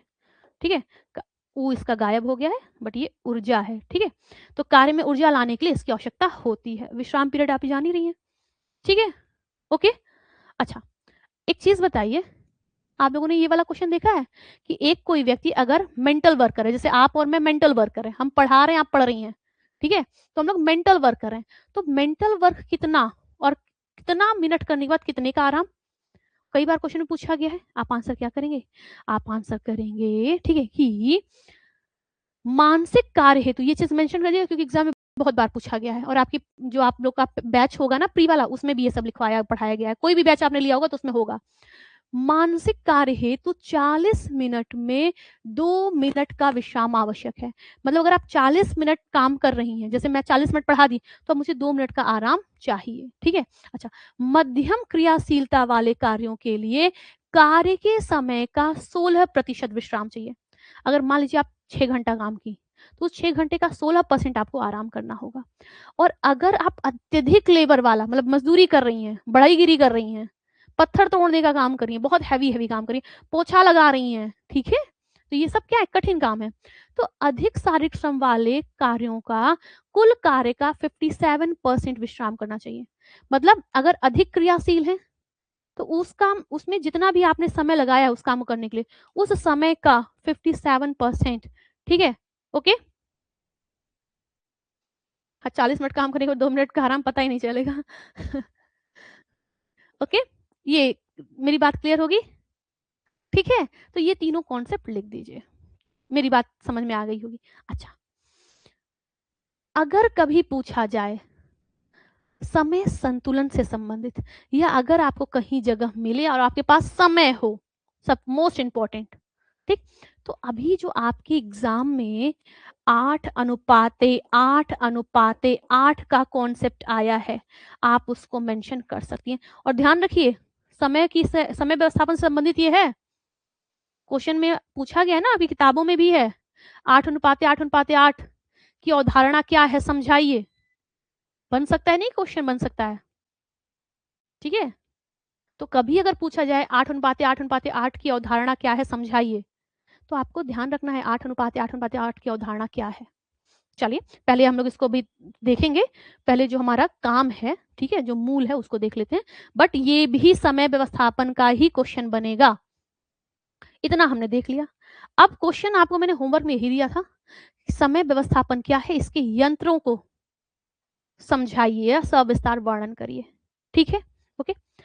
अब ये देख लीजिए, हम लोगों ने अभी तक जो यंत्र हैं वो ही पढ़े हैं, ठीक है, और कुछ अतिरिक्त पढ़ा है वो जरूरी है, जानना चाहिए। ठीक, हम लोगों ने पीक लोड पढ़ लिया, कार्यवक्र पढ़ा, शिखर ये जो विश्राम काल है ये पढ़ा। अच्छा, अब देखिए आपने पीछे क्वेश्चन में देखा था, कहीं कहीं पूछा जा रहा था समय योजना का चरण बताइए, है ना। समय योजना के चरण क्या है, हम लोग खूब पढ़े हैं, बहुत बार आता है, ठीक है, बहुत बार आता है समय योजना के चरण। अच्छा, अब बोली मैम जितना मैं बताती हूँ उतना आपको लिखना नहीं होता है, आप क्वेश्चन की डिमांड के हिसाब से, जहां लिखा गया कि यंत्रों को समझिए वहां आप यंत्र ही समझाएंगे, ये चरण वर्ण नहीं बताने जाएंगे। लेकिन चूंकि मैं आपको 7 क्वेश्चन के आंसर देती हूँ, क्योंकि वो आप लिखें खुद से। पूछा गया गृह प्रबंधन क्या है, इसके सॉरी समय योजना क्या है, इसके चरण बताइए। तो समय योजना आपने स्टार्टिंग में पढ़ा है, ये इसके क्या है, चरण है। इसके चरण देखिए खूब अरेंज करने के लिए भी पूछे जाते हैं। नेट का तो बहुत प्रिय क्वेश्चन है, अभी आप असिस्टेंट प्रोफेसर जो एग्जाम कैंसिल हुआ उसमें भी ये पूछा गया था। अब देखिए, ठीक है, ओके, सभी कार्यों की सूची बनाना, उन्हें लचीला समूह में विभाजित करना। दूसरा, कार्य संपादन हेतु अनुमानित समय निर्धारित करना, समय क्रम निर्धारित करना, कार्य करने में कुल व्यय होने वाले समय को जोड़ना तथा उपलब्ध समय के साथ समन्वय स्थापित करना, योजना को लिखना, और लास्ट है, यदि व्यक्तिगत योजना अन्य व्यक्ति से मिश्रित होती है तो उनसे समन्वय स्थापित करना। ठीक, ये तो है ही है। आप तो मुझसे कई साल से जुड़े हैं ना, मैक्सिमम बच्चे ऐसे हैं जो मुझसे कई साल से जुड़े हैं।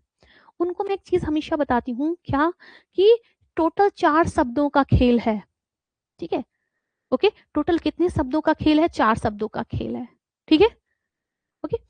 चाहे समय योजना पूछा जाए, चाहे शक्ति योजना पूछा जाए, चाहे धन योजना पूछा जाए, ठीक है, चाहे धन योजना पूछा जाए, तो आप लोगों ने क्लास में एप्लीकेशन पर या कहीं पर भी ये चीज जरूर सुनी होगी। जब मैं क्वेश्चन सॉल्व करवाती हूँ तो भी आपने सुना होगा, क्या आपने ये सुना होगा कि मान लो चूंकि हम समय का चैप्टर पढ़ रहे हैं, ठीक है, तो समय योजना कैसे बनाते हैं। तो सबसे पहले हम 4 शब्दों को लेते हैं, क्या, सबसे पहले हम लोग लेते हैं, क्या करना है, सूची बनाना है, ठीक है, ओके। दूसरा, अनुमान लगाना है, ठीक है। तीसरा, समन्वय या संतुलन स्थापित करना है। लास्ट, योजना लिखना है। यही 4 शब्द हैं, यही 4 शब्द बताते हैं ना, यही 4 शब्द हैं। अब इधर देखिए, सब वही लिखा जा रहा है, आपको नहीं इतना याद रखना है कि एकदम एग्जैक्ट यही लिखें, आप एग्जैक्ट यही लिखें ये जरूरी कतई नहीं है, लेकिन मिलता जुलता तो लिखेंगे, है ना। आपको यही 4 शब्द याद रखने हैं, ये जो मैंने यहाँ पर बताए हैं, ठीक है। अगर आपको ये याद है बहुत अच्छी बात है, नहीं तो सूची, अनुमान, संतुलन, योजना, ये मेरे हर बच्चों को याद होगा जो भी ध्यान से पढ़ रहा होगा। ठीक, अब आप लिखिए, सूची किसकी हम बनाते हैं, मदों की बनाते हैं ना। लिखिए, समय योजना बना, मतलब आपने लिख दिया समय योजना का क्या, समय योजना के चरण, ठीक है। सभी कार्यों की सूची बनाना, आप लिखिए, अब वहां पे कार्य लिखा है आप मद लिख दीजिए, क्योंकि किसी किताब में मद है किसी में कार्य है, कोई विशेष फर्क पड़ने वाला है नहीं, ठीक है, ओके। तो सभी कार्यों की या सभी मदों की सूची बनाना। दूसरा, सभी मदों में लगने वाले समय का अनुमान लगाना, ठीक। तीसरा, अनुमानित समय और प्रस्तावित समय के बीच समन्वय स्थापित करना प्राथमिकता का निर्धारण करते हुए। चौथा, योजना लेखन। बस हो गया, और ये सब आपको याद करना इजी है क्योंकि आपने मेरे मुंह से सुन रखा है कई बार, ठीक है। तो आप सीधे ये भी लिख सकते हैं 1 2 3 4 करके, और आप चाहें तो आप ये भी लिख सकते हैं, ठीक है। बात वही कही जा रही है, कान इधर से पकड़ो या इधर से पकड़ो वाला है, ठीक। इसको करेंगे तो थोड़ा सा आपको रुकना भाई देखना पड़ेगा, अदरवाइज तो आप ये जान ही रहे हैं, ठीक है। और ये सिर्फ समय की ही बात नहीं हो रही है, मैं आपको यहीं से बता दी चल रही हूँ, ये शक्ति में भी है, ये आपका धन में भी है, बजट में भी ये है। ठीक है, ओके। चले, तो अगर कभी पूछा गया समय योजना बनाइए तो हम ये चीज बना सकते हैं। अच्छा,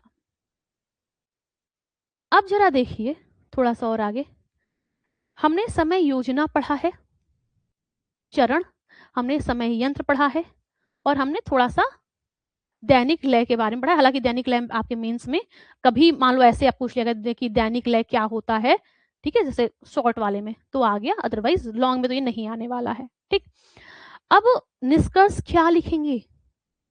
अच्छा एक चीज बताइए, आप कितने दिन से पढ़ रहे हैं, क्या हर क्वेश्चन का निष्कर्ष एक जैसा लिखा जाएगा? बताइए, क्या हर क्वेश्चन का निष्कर्ष एक जैसा लिखा जाएगा? नहीं। जैसे मैंने बताया कि क्वेश्चन की जो डिमांड है उसी डिमांड से आप प्रस्तावना लिखेंगे, उसी डिमांड से आप निष्कर्ष लिखेंगे। मैं तो आपको हर चैप्टर का एक निष्कर्ष बता रही हूँ ना, लेकिन क्वेश्चन तो कई सारे हैं, सारे में सब कुछ तो नहीं भरते चली जाएंगी, निष्कर्ष हर क्वेश्चन का अलग रहता है।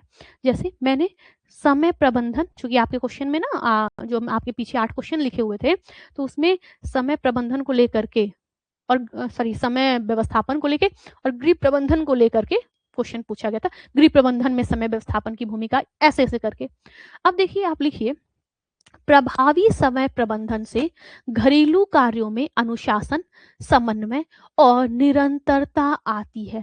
कार्यों की पुनरावृत्ति व अनावश्यक श्रम कम होता है तथा पीक लोड और तनाव जैसी समस्याओं से बचाव होता है। इसके परिणाम स्वरूप न केवल कार्यों की गुणवत्ता में सुधार होता है बल्कि पारिवारिक सदस्यों के बीच सामंजस्य, संतोष और जीवन की गुणवत्ता भी बढ़ती है। ठीक है, ओके। अकॉर्डिंग टू क्वेश्चन आप आंसर करेंगे, बट आपको मैं ये जो आंसर देती हूँ सबसे लास्ट में कंक्लूजन देती हूँ, ये एक ऐसा कंक्लूजन होता है जो आपके मैक्सिमम क्वेश्चन पर सेट हो जाएगा। ठीक है, मैक्सिमम क्वेश्चन पर ये क्या हो जाएगा, सेट हो जाएगा। पॉजिटिव ही दिखाना होता है भैया, हम मैनेजमेंट कर रहे हैं तो हम निगेटिव नहीं बताएंगे कि समय मैनेज कर लेंगे तो आप मर जाएंगे, समय मैनेजमेंट कर लेंगे तो आपका काम सही समय पर होने लगेगा जिससे परिवार में कलह बन जाएगा। सिंपल सी बात है, नेगेटिव नहीं जाता है, पॉजिटिव ही जाता है। पॉजिटिव ना होता तो हम क्यों ही करने जाते। ठीक, तो ये ऐसे होते हैं जो आपके ऑलमोस्ट क्वेश्चन पर क्या हो जाएंगे, चले जाएंगे। ठीक है, ओके। सरिता कुमारी जी, प्रस्तावना लिख करके प्रस्तावना लिखे, इट इज नॉट नेसेसरी। ऐसा नहीं कि आप लिखिए ही कि हाँ हम प्रस्तावना लिख रहे हैं, आप सीधे भी लिख सकती हैं। ठीक है, ठीक है। मैं जब रिवीजन करेंगे तो क्वेश्चन करेंगे या टॉपिक रिवाइज करेंगे? पहले तो कॉपी पे लिखना शुरू कर लीजिए। ठीक है, जब आप कॉपी पे लिखना शुरू करेंगी तो अपने आप आपको काम समझ में आएगा, अपने आप याद होता रहेगा। जब आप लिखी रहेंगी ना अपनी कॉपी पे तो प्रतिदिन रिवीजन कर लेंगी। भाई आप कॉपी का पेज पलटती हैं, हम लोग किताब कैसे आपकी नोट्स बनाते हैं, किताब खोलते हैं तो किताब पलटते हैं ना, तो रोज हमारा थोड़ा थोड़ा रिवीजन हो रहा है। इतनी मेरी बात समझ में आ गई होगी। एक तो हमने ये निष्कर्ष लिखा है। अच्छा, दूसरा, अगर इस डिस्कस को आप और थोड़ा लेंदी बनाना चाहते हैं या सीधे अगर मान लीजिए, अच्छा ये कंक्लूजन है ना, अगर पूछा गया है कि गृह प्रबंधन में समय व्यवस्थापन के महत्व को बताइए, तो आप ये देखिए, जब आप पढ़ने बैठेंगे तो आपको दिमाग में बहुत कुछ आएगा। आप ये कंक्लूजन में लिख रही हैं, आपसे शॉर्ट में पूछ लिया गया ना कि गृह व्यवस्थापन में समय प्रबंधन का महत्व बताइए, तो आप ये चीज लिखिए, यही चीज आप वहां पे भी पाएंगी। ठीक है, कि प्रभावी गृह प्रबंधन से घरेलू कार्यों में अनुशासन, समन्वय, निरंतरता आती है।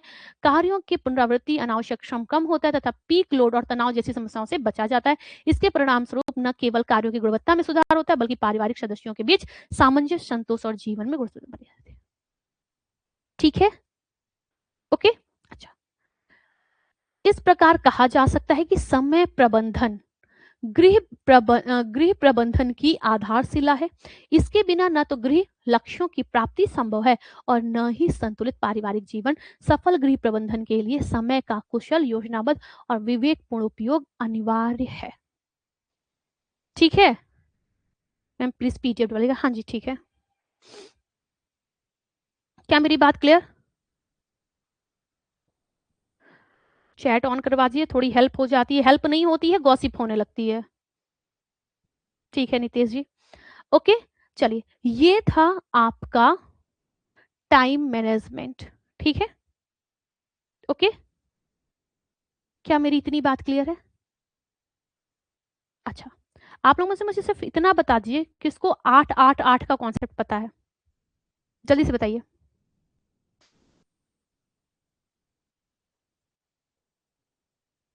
किसको और किसको 8-8-8 का कॉन्सेप्ट पता है? बहुत बढ़िया, बहुत सारे लोगों को पता है। चलिए ठीक है, जरा मुझे समझाइए आप लोग।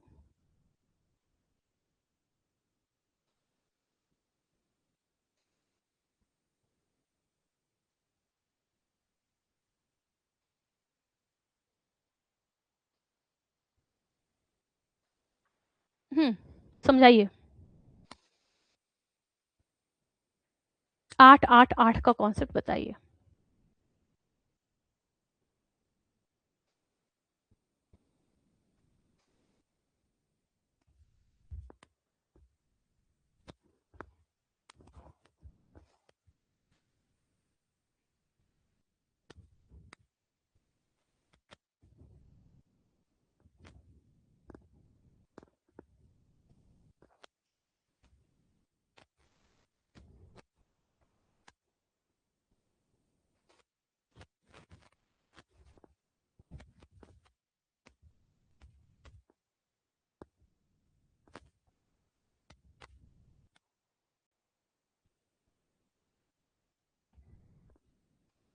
हम्म 8 घंटा वर्क, 8 घंटा मनोरंजन, बहुत बढ़िया। चलिए, ये आप लोग पूछ रहे थे ना, वो दैनिक वाला किससे लिया है? मैंने इसी किताब से लिया था। ये आपका डॉक्टर मंजू पाटनी और डॉक्टर ललिता शर्मा का है। वो जो दैनिक लय वाला लिया तो वृंदा सिंह में नहीं है, ठीक है। चलिए खैर, हम्म बहुत सारे बच्चों को पता है, बहुत बढ़िया। अच्छा, आपको अभी इतना तो पता है कि 8 घंटे काम करना है, 8 घंटा मनोरंजन करना है, 8 घंटा सोना है। लेकिन ये बताइए, अगर इसका पहली बात, ये लॉन्ग का क्वेश्चन नहीं है, मैं आपको बताते चलती हूँ। आप बहुत ध्यान से मेरी बात को सुना करिएगा। देखिए क्वेश्चंस आपको समझने होंगे, जैसे यही मैं आपको 8 क्वेश्चन 10 क्वेश्चन देती हूँ, ठीक है। 8 क्वेश्चन 10 क्वेश्चन में देती हूँ तो फिर मैं आपसे आपको ये बताती हूँ ना कि देखो ये शॉर्ट में ही जाएगा, आपको देख के समझ में आ जाएगा कि कौन सा क्वेश्चन शॉर्ट में जाता है, कौन सा क्वेश्चन लॉन्ग में जाएगा। अब ये जो क्वेश्चन आपका है, जो आपको यहाँ पे दिख रहा है, ये 8-8, मैंने लिखा 8-8-8, एक्चुअली ये 8 अनुपात है, 8 अनुपात 8 है, कि अवधारणा को स्पष्ट करिए, ठीक है, या समझाइए। ये कभी भी लॉन्ग में नहीं बनेगा, इसमें इतना है ही नहीं, ठीक है, इसमें इतना है ही नहीं। अच्छा, जो बच्चे ऐसे हैं जो प्री पढ़े हुए हैं, उनको बहुत सारी चीज़ें ऑलरेडी मतलब क्लियर होंगी। मान लो जो बच्चा नहीं प्री पढ़ा है, मेंस में सीधे पढ़ा है, उसको में भी थोड़ी दिक्कत हो, ठीक है। आप लोग जो आपके प्री में जो नोट्स पड़ी हुई है ना, वो ऑलरेडी बहुत सुपीरियर है। ऑलरेडी वो 4-5-6 किताब इधर उधर से, है ना, कितना नेट वेट पे करके वो ऑलरेडी बहुत अप्रोप्रिएट है। बट फिर भी, ठीक, बट फिर भी, जी जी, हाँ हाँ, बट फिर भी आप थोड़ा बहुत कुछ इधर उधर देखा करिए, क्योंकि जरूरी है, नई समय के साथ चलेंगे, पीछे रहेंगे, ठीक है। हमने नहीं पढ़ा है प्री, तो जो नहीं पढ़ा है उसको दिक्कत ज्यादा होगी। पूछिए क्यों? क्योंकि उन्हें आधा उन्हें आधी चीजें नहीं पता है। मीन्स अलग तरीके से चल रहा है, प्री अलग होता है, या जो आपके 1 लाइन विथ 4 ऑप्शन होते हैं वो अलग पैटर्न होता है, इसीलिए मुझे अलग से मेंस पढ़ाना पड़ा है, अदरवाइज तो हमारा एक में ही सब काम हो जाता है, ठीक है। अब जैसे देखिए, मैं आपको एक फोटो एक्चुअली दिखाना चाह रही हूँ।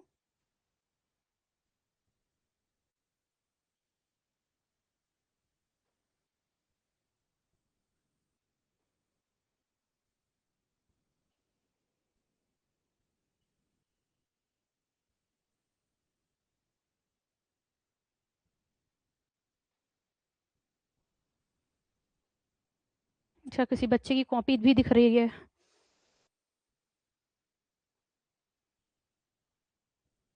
ये देखिए। हम्म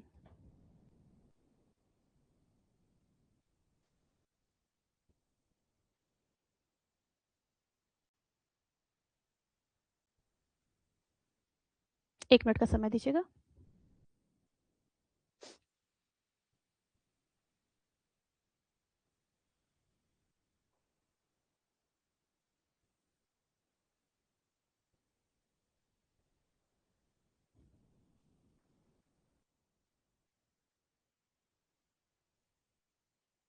चलिए,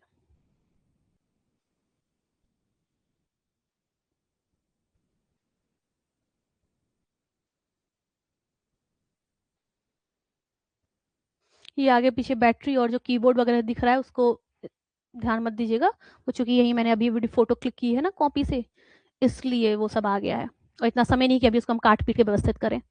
चलिए, अब देखिए 888 की अवधारणा है, मैंने अभी बताया समय व्यवस्थापन से संबंधित है, 2021 में आप लोग देखे भी हैं, ठीक है। अब जरा देखिए, क्वेश्चन मान लीजिए आपसे पूछा गया कि 888 की अवधारणा क्या है, समझाइए। आपने लिखा, कहाँ से लिखेंगे, आप सीधे लिखेंगे 8-8 की अवधारणा का संबंध। अब ये मैटर पहले आप पढ़ लीजिए, ये आपने प्री में देखा हुआ है। देखिए, इसे 8 घंटा प्रतिदिन या 40 घंटे प्रति सप्ताह की अवधारणा भी कहा जाता है। इसकी शुरुआत ब्रिटेन की औद्योगिक क्रांति से हुई है। इस दौरान कर्मचारियों से अत्यधिक काम लिया जा रहा था, कौमा बाल श्रम कराए जा रहे थे। इसी के विरोध में एक नारा उभर करके आया जो 8-8-8 का था, जिसमें 8 घंटा काम, 8 घंटा मनोरंजन, 8 घंटा आराम था। ये मैटर है, लिखना यही है, बट ये प्री के लिए बहुत बढ़िया था। मीन्स में आप इसको ऐसे नहीं शुरुआत करेंगी, मीन्स में आप लिखेंगे क्या, 8-8-8 की अवधारणा, आपने मान लो हेडिंग डाल दिया है, क्वेश्चन नंबर तो लिखेंगी ना कि हाँ क्वेश्चन नंबर 17 है, क्वेश्चन नंबर 15 है, 14 जो भी है, ठीक है, ओके, जो भी है आप ये चीज लिख सकती, ठीक है। अब देखिए, आपको शुरुआत यहां से नहीं करनी कि इसे ये कहा जाता है, नहीं, ये मीन्स ये प्री का है, प्री में यही पॉइंट बनते हैं, यही पॉइंट आपको लिखा हुआ है, ठीक है। आपको शुरुआत कहां से करनी है, 8-8-8 की अवधारणा की शुरुआत ब्रिटेन की औद्योगिक क्रांति से हुई थी, यहां से शुरुआत करनी है, ठीक है, ओके। मेरा पेन नहीं चला, ठीक है। देखिए, इसकी को हटाइए, 8:8 की अवधारणा ब्रिटेन की औद्योगिक क्रांति से शुरू हुई। इस दौरान कर्मचारियों से अत्यधिक काम लिया जा रहा था, बाल श्रम कराया जा रहा था, और इसी के विरोध में एक नारा उभर करके आया जिसे 8 घंटा प्रतिदिन या 40 घंटे प्रति सप्ताह की अवधारणा के नाम से भी जाना जाता है। इसमें 8 घंटे काम, 8 घंटे जन तथा 8 घंटे आराम शामिल था।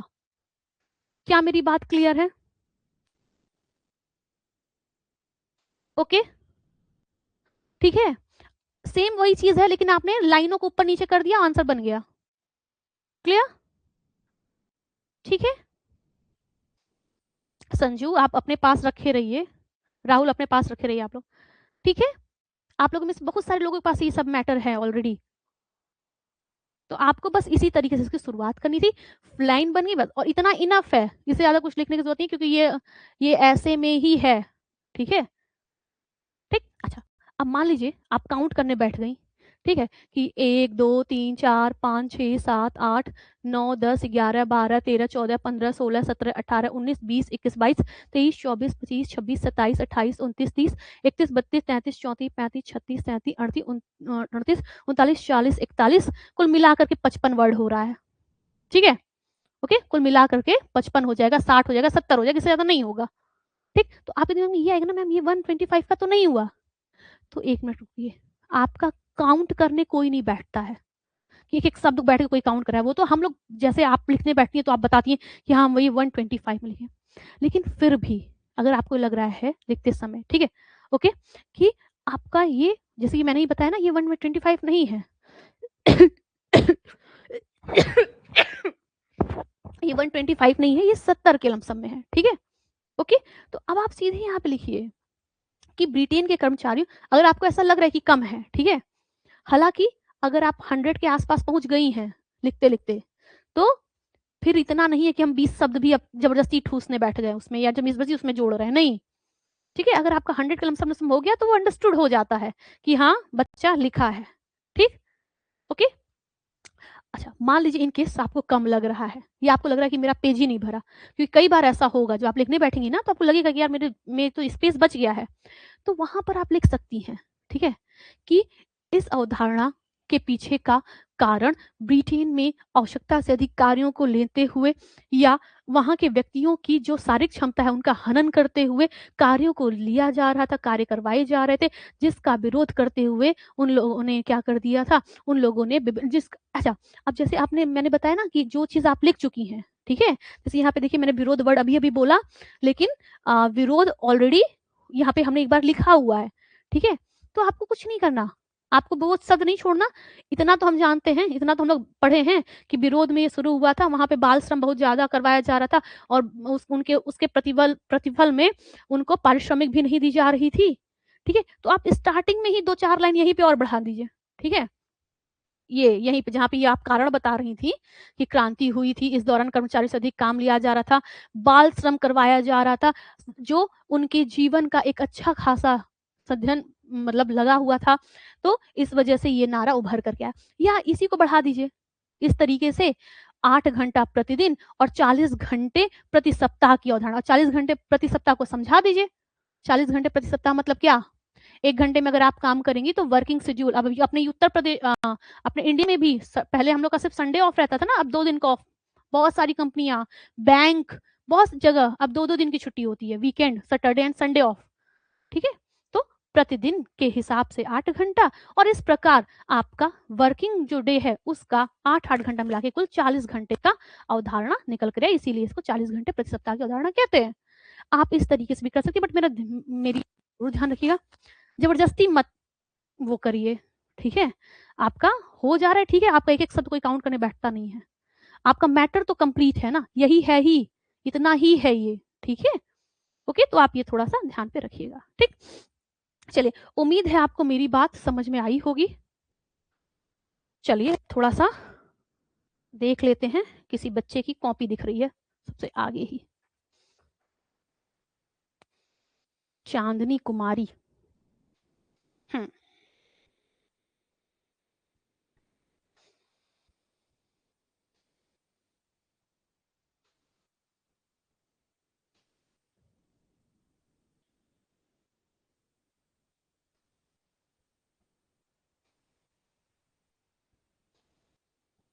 चलिए, एक बार देख लेते हैं। ये वही कॉपी है या ये वही वर्क है जो कल मैंने दिया था? चलिए, बताइए।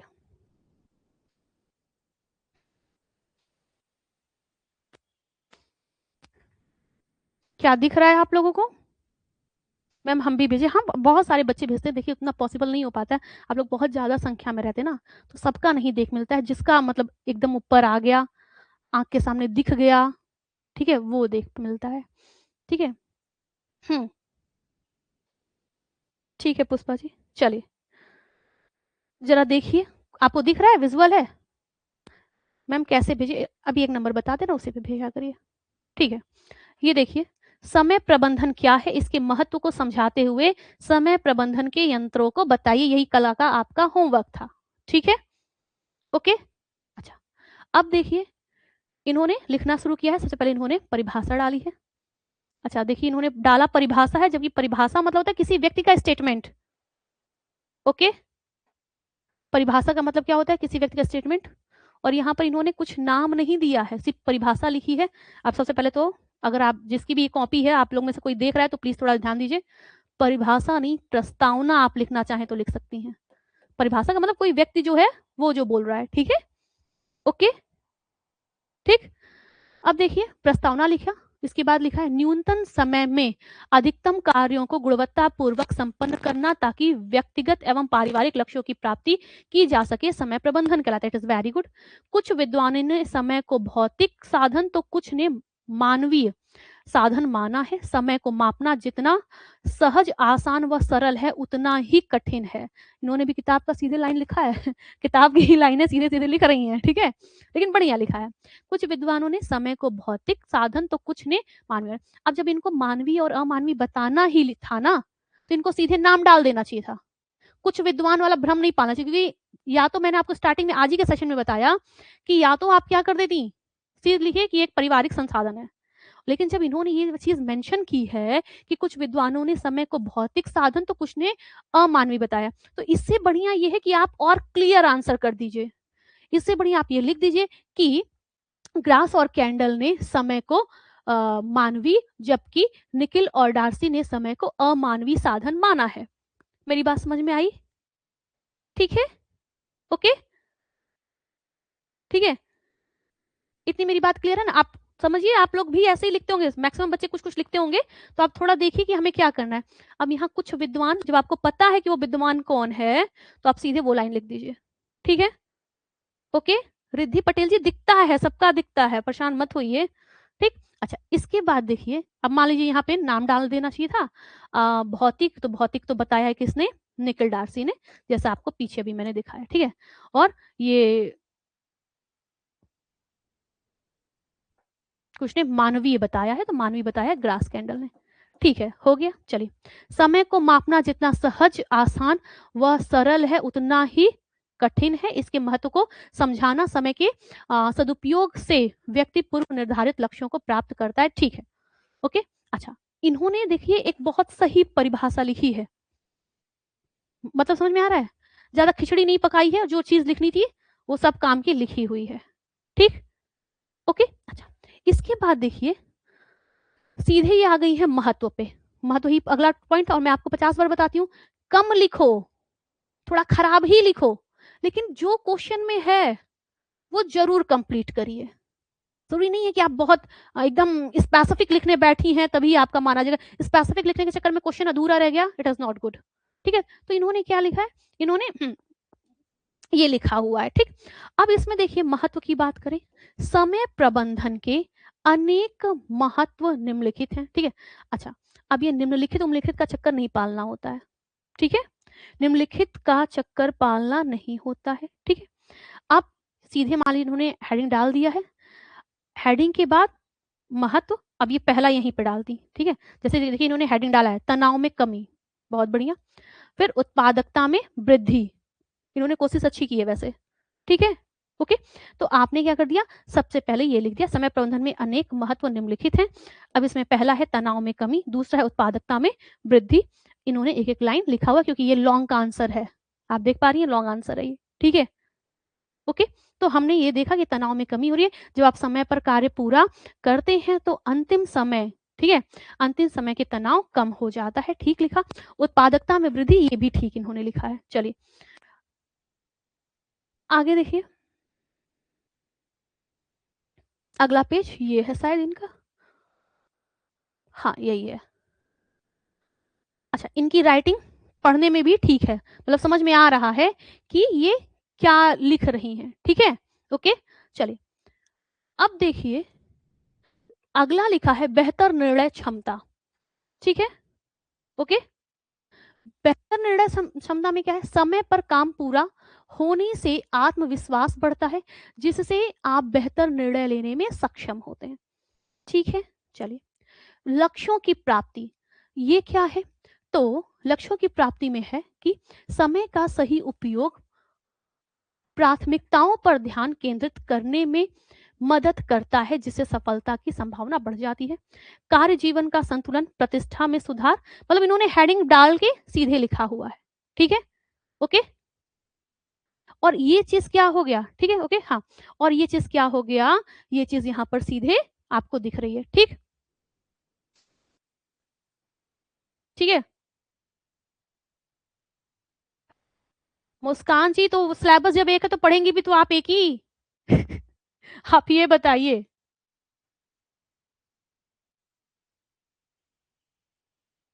क्लियर? चलिए, तो इन्होंने ये वाला भी आंसर सही लिखा हुआ है, जबकि जो तीसरा इन्होंने लिखा है, अब वो इन्होंने लिखा होगा यंत्र के बारे में, क्योंकि जो तीसरा पॉइंट था वो यंत्र था। ठीक है, और यंत्र में 3 यंत्र हैं, यहाँ पर देखिए, और इन्होंने कोशिश भी बढ़िया की है। यंत्र हेडिंग डाला, पीक लोड यहाँ पर लिखना शुरू किया। पीक लोड क्या है? तो प्रत्येक परिवार के पास उपलब्ध समय 24 घंटे होते हैं। ऐसे में एक ऐसा समय आता है जब गृहिणी को एक साथ ही अधिक कार्य करने पड़ते हैं, इसे ही शिखर समय कहा जाता है। ठीक है, जिस हिसाब से क्वेश्चन है और जिस हिसाब से आंसर करना था वो यहाँ पर है। ठीक है, कार्यवक्र, तो कार्यवक्र वह वक्र है जिसमें जिससे किसी भी परिवार में प्रतिदिन किए जाने वाले कार्य भार के वितरण की जानकारी मिलती है और इन्होंने ये बना दिया है सुबह दोपहर शाम। और यहीं पर देखिए इन्होंने ये चीज मेंशन की है कि 40 मिनट अगर मेंटल वर्क कर रहे हैं तो हमें 2 मिनट का आराम आवश्यक है। और यहीं पर इन्होंने समय संतुलन में 8:8 की अवधारणा भी दे दी है। ठीक है, ओके। और देखिए 8 घंटा काम करना है, 8 घंटा विश्राम करना है, 8 घंटा मनोरंजन करना है। और लास्ट में आपने विश्राम काल लिख दिया है। विश्राम काल से तात्पर्य है कुछ समय के लिए कार्य के तनाव से मुक्त होना एवं शरीर तथा दिमाग को पूरा आराम देना। अतः स्पष्ट है, यानी निष्कर्ष भी देखिए, अब इनके पास 3 पेज था, ठीक है, 3 पेज था और 3 पेज में इनको लिखना था पूरा। अब इन्होंने नीचे अतः ये करके इन्होंने निष्कर्ष नहीं लिखा है, बट ये अंडरस्टूड है। जब आप किसी भी चीज को कंप्लीट करने के बाद आप उसको क्या करती हैं, लास्ट में फाइनलाइज करती हैं, तो वो अंडरस्टूड होता है कि ये निष्कर्ष है। ठीक, तो देखिए अतः, लेकिन इन्होंने अगर ऊपर प्रस्तावना लिखी तो नीचे निष्कर्ष लिख देना चाहिए था। अतः समय प्रबंधन का उपयोग करके हम अपने लक्ष्यों को पूरा करने में हमें अपने लक्ष्यों को पूरा करने में सहायता मिलती है। ठीक है, इनका आंसर अपने आप में बढ़िया आंसर है। ठीक, अच्छा, इन्होंने सारे को पॉइंट कवर किए हैं। देखिए इन्होंने क्या है ये भी बताया, महत्व भी बताया है, समय प्रबंधन के यंत्रों को भी बताया हुआ है और जो है वही बताया है। और इन्होंने अपनी थोड़ी जो स्किल है वो भी दिखा दी है। 8:8 का कॉन्सेप्ट दिया है, कितना मिनट आराम करना ये चीज भी इन्होंने मेंशन की हुई है। ठीक है, बाकी इन्होंने हाईलाइट भी कर दिया है कि ये 3 यंत्र हैं। ठीक, अच्छा, ये जो कॉपी इन्होंने लिखी है या ये जो इन्होंने आंसर किया हुआ है वो एक सही आंसर की फ्रेमिंग पे ये आंसर आएगा। ठीक है मैम, और कॉपी दिखाइए भैया, हम लोगों के पास लिमिटेड समय होता है। ठीक है, हम्म, जी, ठीक। और ये आप देख पा रहे होंगे कि ये जो इन्होंने लिखा है ये किसी एक बच्चे दो बच्चे की तो आप देख पाएंगी इतने कम समय में, कैसे इतने सारे बच्चों का आप एक्सप्लेन कर पाएंगी। तो जो मुझे समझ आता है कि हाँ ये वाला ठीक है, इसको दिखाया जा सकता है, इसमें कमियां हैं तो कमियां छांटी जा सकती हैं, वो चीज तो मैं आपको यहाँ पे दिखा पाऊंगी ही। बताइए मैम, बट इतना सारा लिखने में टाइम, जब स्पीड आपकी बढ़ेगी तो अपने आप, और बता टाइम लगेगा, यही तो मैनेजमेंट आपको करना है। ठीक है, ओके। मैं देखती सबकी कॉपी हूँ, बहुत सारे बच्चों की कॉपी दिखती है, जो भेजते हैं सबकी दिखती हूँ, लेकिन चुनती वो हूँ जो सबसे आगे रहता है या जहाँ पे मुझे लगता है कि नहीं इन ये वाली कॉपी को थोड़ा एक्सप्लेन कर देना चाहिए ताकि बच्चे को ये समझ में आए। ठीक है, ताकि बच्चे को ये समझ में आए कि उसे क्या करना है क्या नहीं करना है, ये चीज आप समझ पाए, इसलिए वो कॉपी में यहाँ दिखाने की कोशिश करती हूँ जो कमी है जो अच्छाई है वो आपको पता चल जाए, ये इसका रीजन होता है। ठीक है, ओके। हाँ, आपको अपनी जो नोट्स है जो अपनी कॉपी वो किस नंबर पे सेंड करनी है, मैं आपको बता देती हूँ, इसी नंबर पे आप सेंड कर दीजिएगा।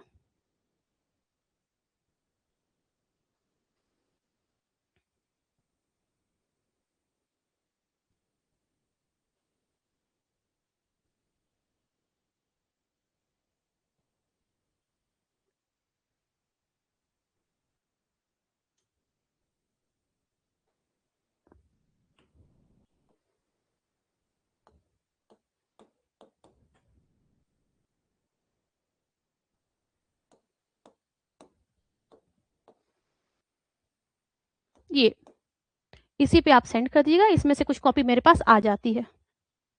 ठीक है, ओके, मेरी इतनी बात क्लियर होगी। ठीक है, हाँ। और एक चीज ध्यान रखिए, प्री मेंस का सिलेबस एक ही है, तो इस भ्रम में कतई मत रहिएगा कि आपको कुछ और पढ़ने को मिल जाएगा। नहीं, आप सिर्फ उसी चीज को और कैसे सुदृढ़ कर सकते हैं, उसी को आप और कैसे अच्छा कर सकते हैं, यही देखना है। इस भ्रम में अभी आप लोग कोई कह रहा था ना, एक चीजें वही रहेंगी, ऐसा थोड़ी है, सिलेबस दोनों का एक ही है, सिर्फ लिखने का तरीका बदलता है। ठीक है, ओके, ये चीज जरूर ध्यान रखिएगा। ठीक, कभी भी ये मत करिएगा कि नहीं हम बहुत अलग पढ़ने चक्कर में फिर दिक्कत हो जाएगी, आपके काम में कुछ रह नहीं जाएगा और उस समय पछतावा होगा, और पछतावे के अलावा कुछ भी नहीं होगा। क्लियर, चलिए, बाकी जरा आप अपना कल का होमवर्क सुन लीजिए और प्लीज आप लोग अपनी कॉपी में लिख करके जरूर रखा करिए। जब तक आप खुद लिखना नहीं सुनेंगी तब सीखेंगी, तब तक कोई भी आपको कुछ सिखा नहीं पाएगा। ठीक है राहुल जी, आप आप वो मैं बता रही हूँ कि अब मैं सारे बच्चों की कॉपी यहाँ नहीं दिखा सकती ना। आप देखिए अभी हम लोग सब चैप्टर पढ़ रहे हैं तो अभी 2 घंटे हो गए, लमसम लमसम 1.5 से 2 घंटे होने को हैं। एक एक बच्चे की कॉपी तो मैं आपको दिखा पाऊंगी, कभी किसी दिन किसी का दिखा दिया, किसी दिन किसी का दिखाया। अब एक बच्चे की कॉपी अगर मैं लगातार सब दिन दिखाने लगूंगी तो आप कैसे कर पाएंगे? आप पूरा दिन यही देखते रह जाएंगे। आप फिर कुछ पढ़ने का समय आपको नहीं मिल पाएगा, आप कोई काम खुद नहीं कर पाएंगे। ठीक है, आप ये चीज समझिए। आप एक एक जनरल एक व्यवहारिक चीज समझिए। अगर आप खुद सोचिए, आप लोग इतने लोग हो, अगर मैं सबकी सिर्फ कॉपी दिखाऊं तो फिर 120 कॉपियां, 200 कॉपियां, तो जिसकी आ गई, जिसकी सामने दिख गई, हालांकि मैं मेरे पास जितनी कॉपियां आती है मैं देखती तो सारी हूँ, ठीक, तो जिसकी आ गई, अब किसी दिन आपकी भी आ जाएगी, ओके, किसी दिन किसी की आएगी, तो जो जैसे आएगी उसी तरीके से आपको दिखाई जाएगी ना। आप एक सामान्य बात सोच के देखिए, खुद देखिए, क्या ये पॉसिबल है? तो वो पूरा दिन तो आपका यही चला जाएगा, फिर आप पढ़ेंगी क्या? आप खुद क्या लिखेंगी? तो आपको एक एक कॉपी दिखा करके कम से कम ये आप समझ तो पाइए कि हाँ बच्चे ऐसा लिख रहे हैं, आपके इर्द गिर्द वाले ऐसा लिख रहे हैं। ओके मैम, बच्चों के अलग से ग्रुप बना दे। ये सब जो दिक्कतें हैं ना, ये सब करके हम बहुत बार देख चुके हैं और कुछ नहीं होता है, सिर्फ और सिर्फ मेरी सर का दर्द बढ़ता है। ठीक ठीक है, अभी अब पीडीएफ आपकी पहुंचवा देते हैं। कल वाली शायद पीडीएफ आपको पहुंची होगी, ऐसा नहीं होगा, और अगर नहीं पहुंची है तो फिर अभी आज दोनों ही सेंड करवा दे रहे हैं। चलिए अब कल का होमवर्क देखिए। कल का होमवर्क आपका है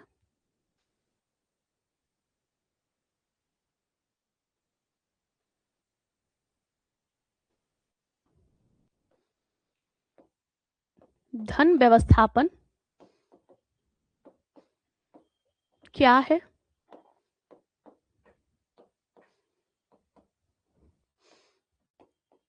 इसके महत्व को बताइए तथा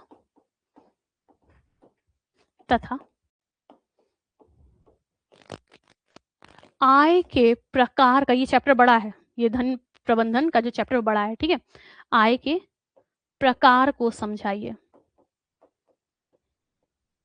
इसको पढ़ने में 2-3 दिन लगेंगे, ठीक है, ये आपका क्वेश्चन है।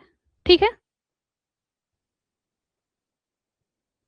क्या मेरी इतनी बात क्लियर है? एक बार आप बताइए, बस आपको यहां तक करना है, ठीक है। अरे बाबा आप लोग, आप एक सामान्य बात सोचिए, क्या मैं 200-300 कॉपी यहाँ पे दिखा पाऊंगी या आप देख पाएंगे?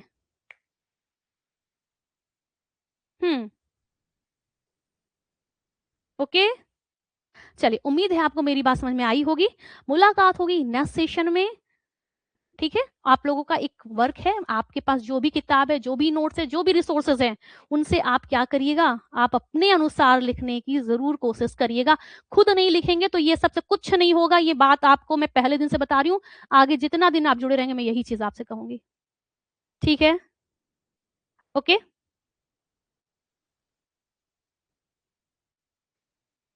ठीक है, चलिए, उम्मीद है आप लोगों को मेरी बात समझ में आ गई होगी।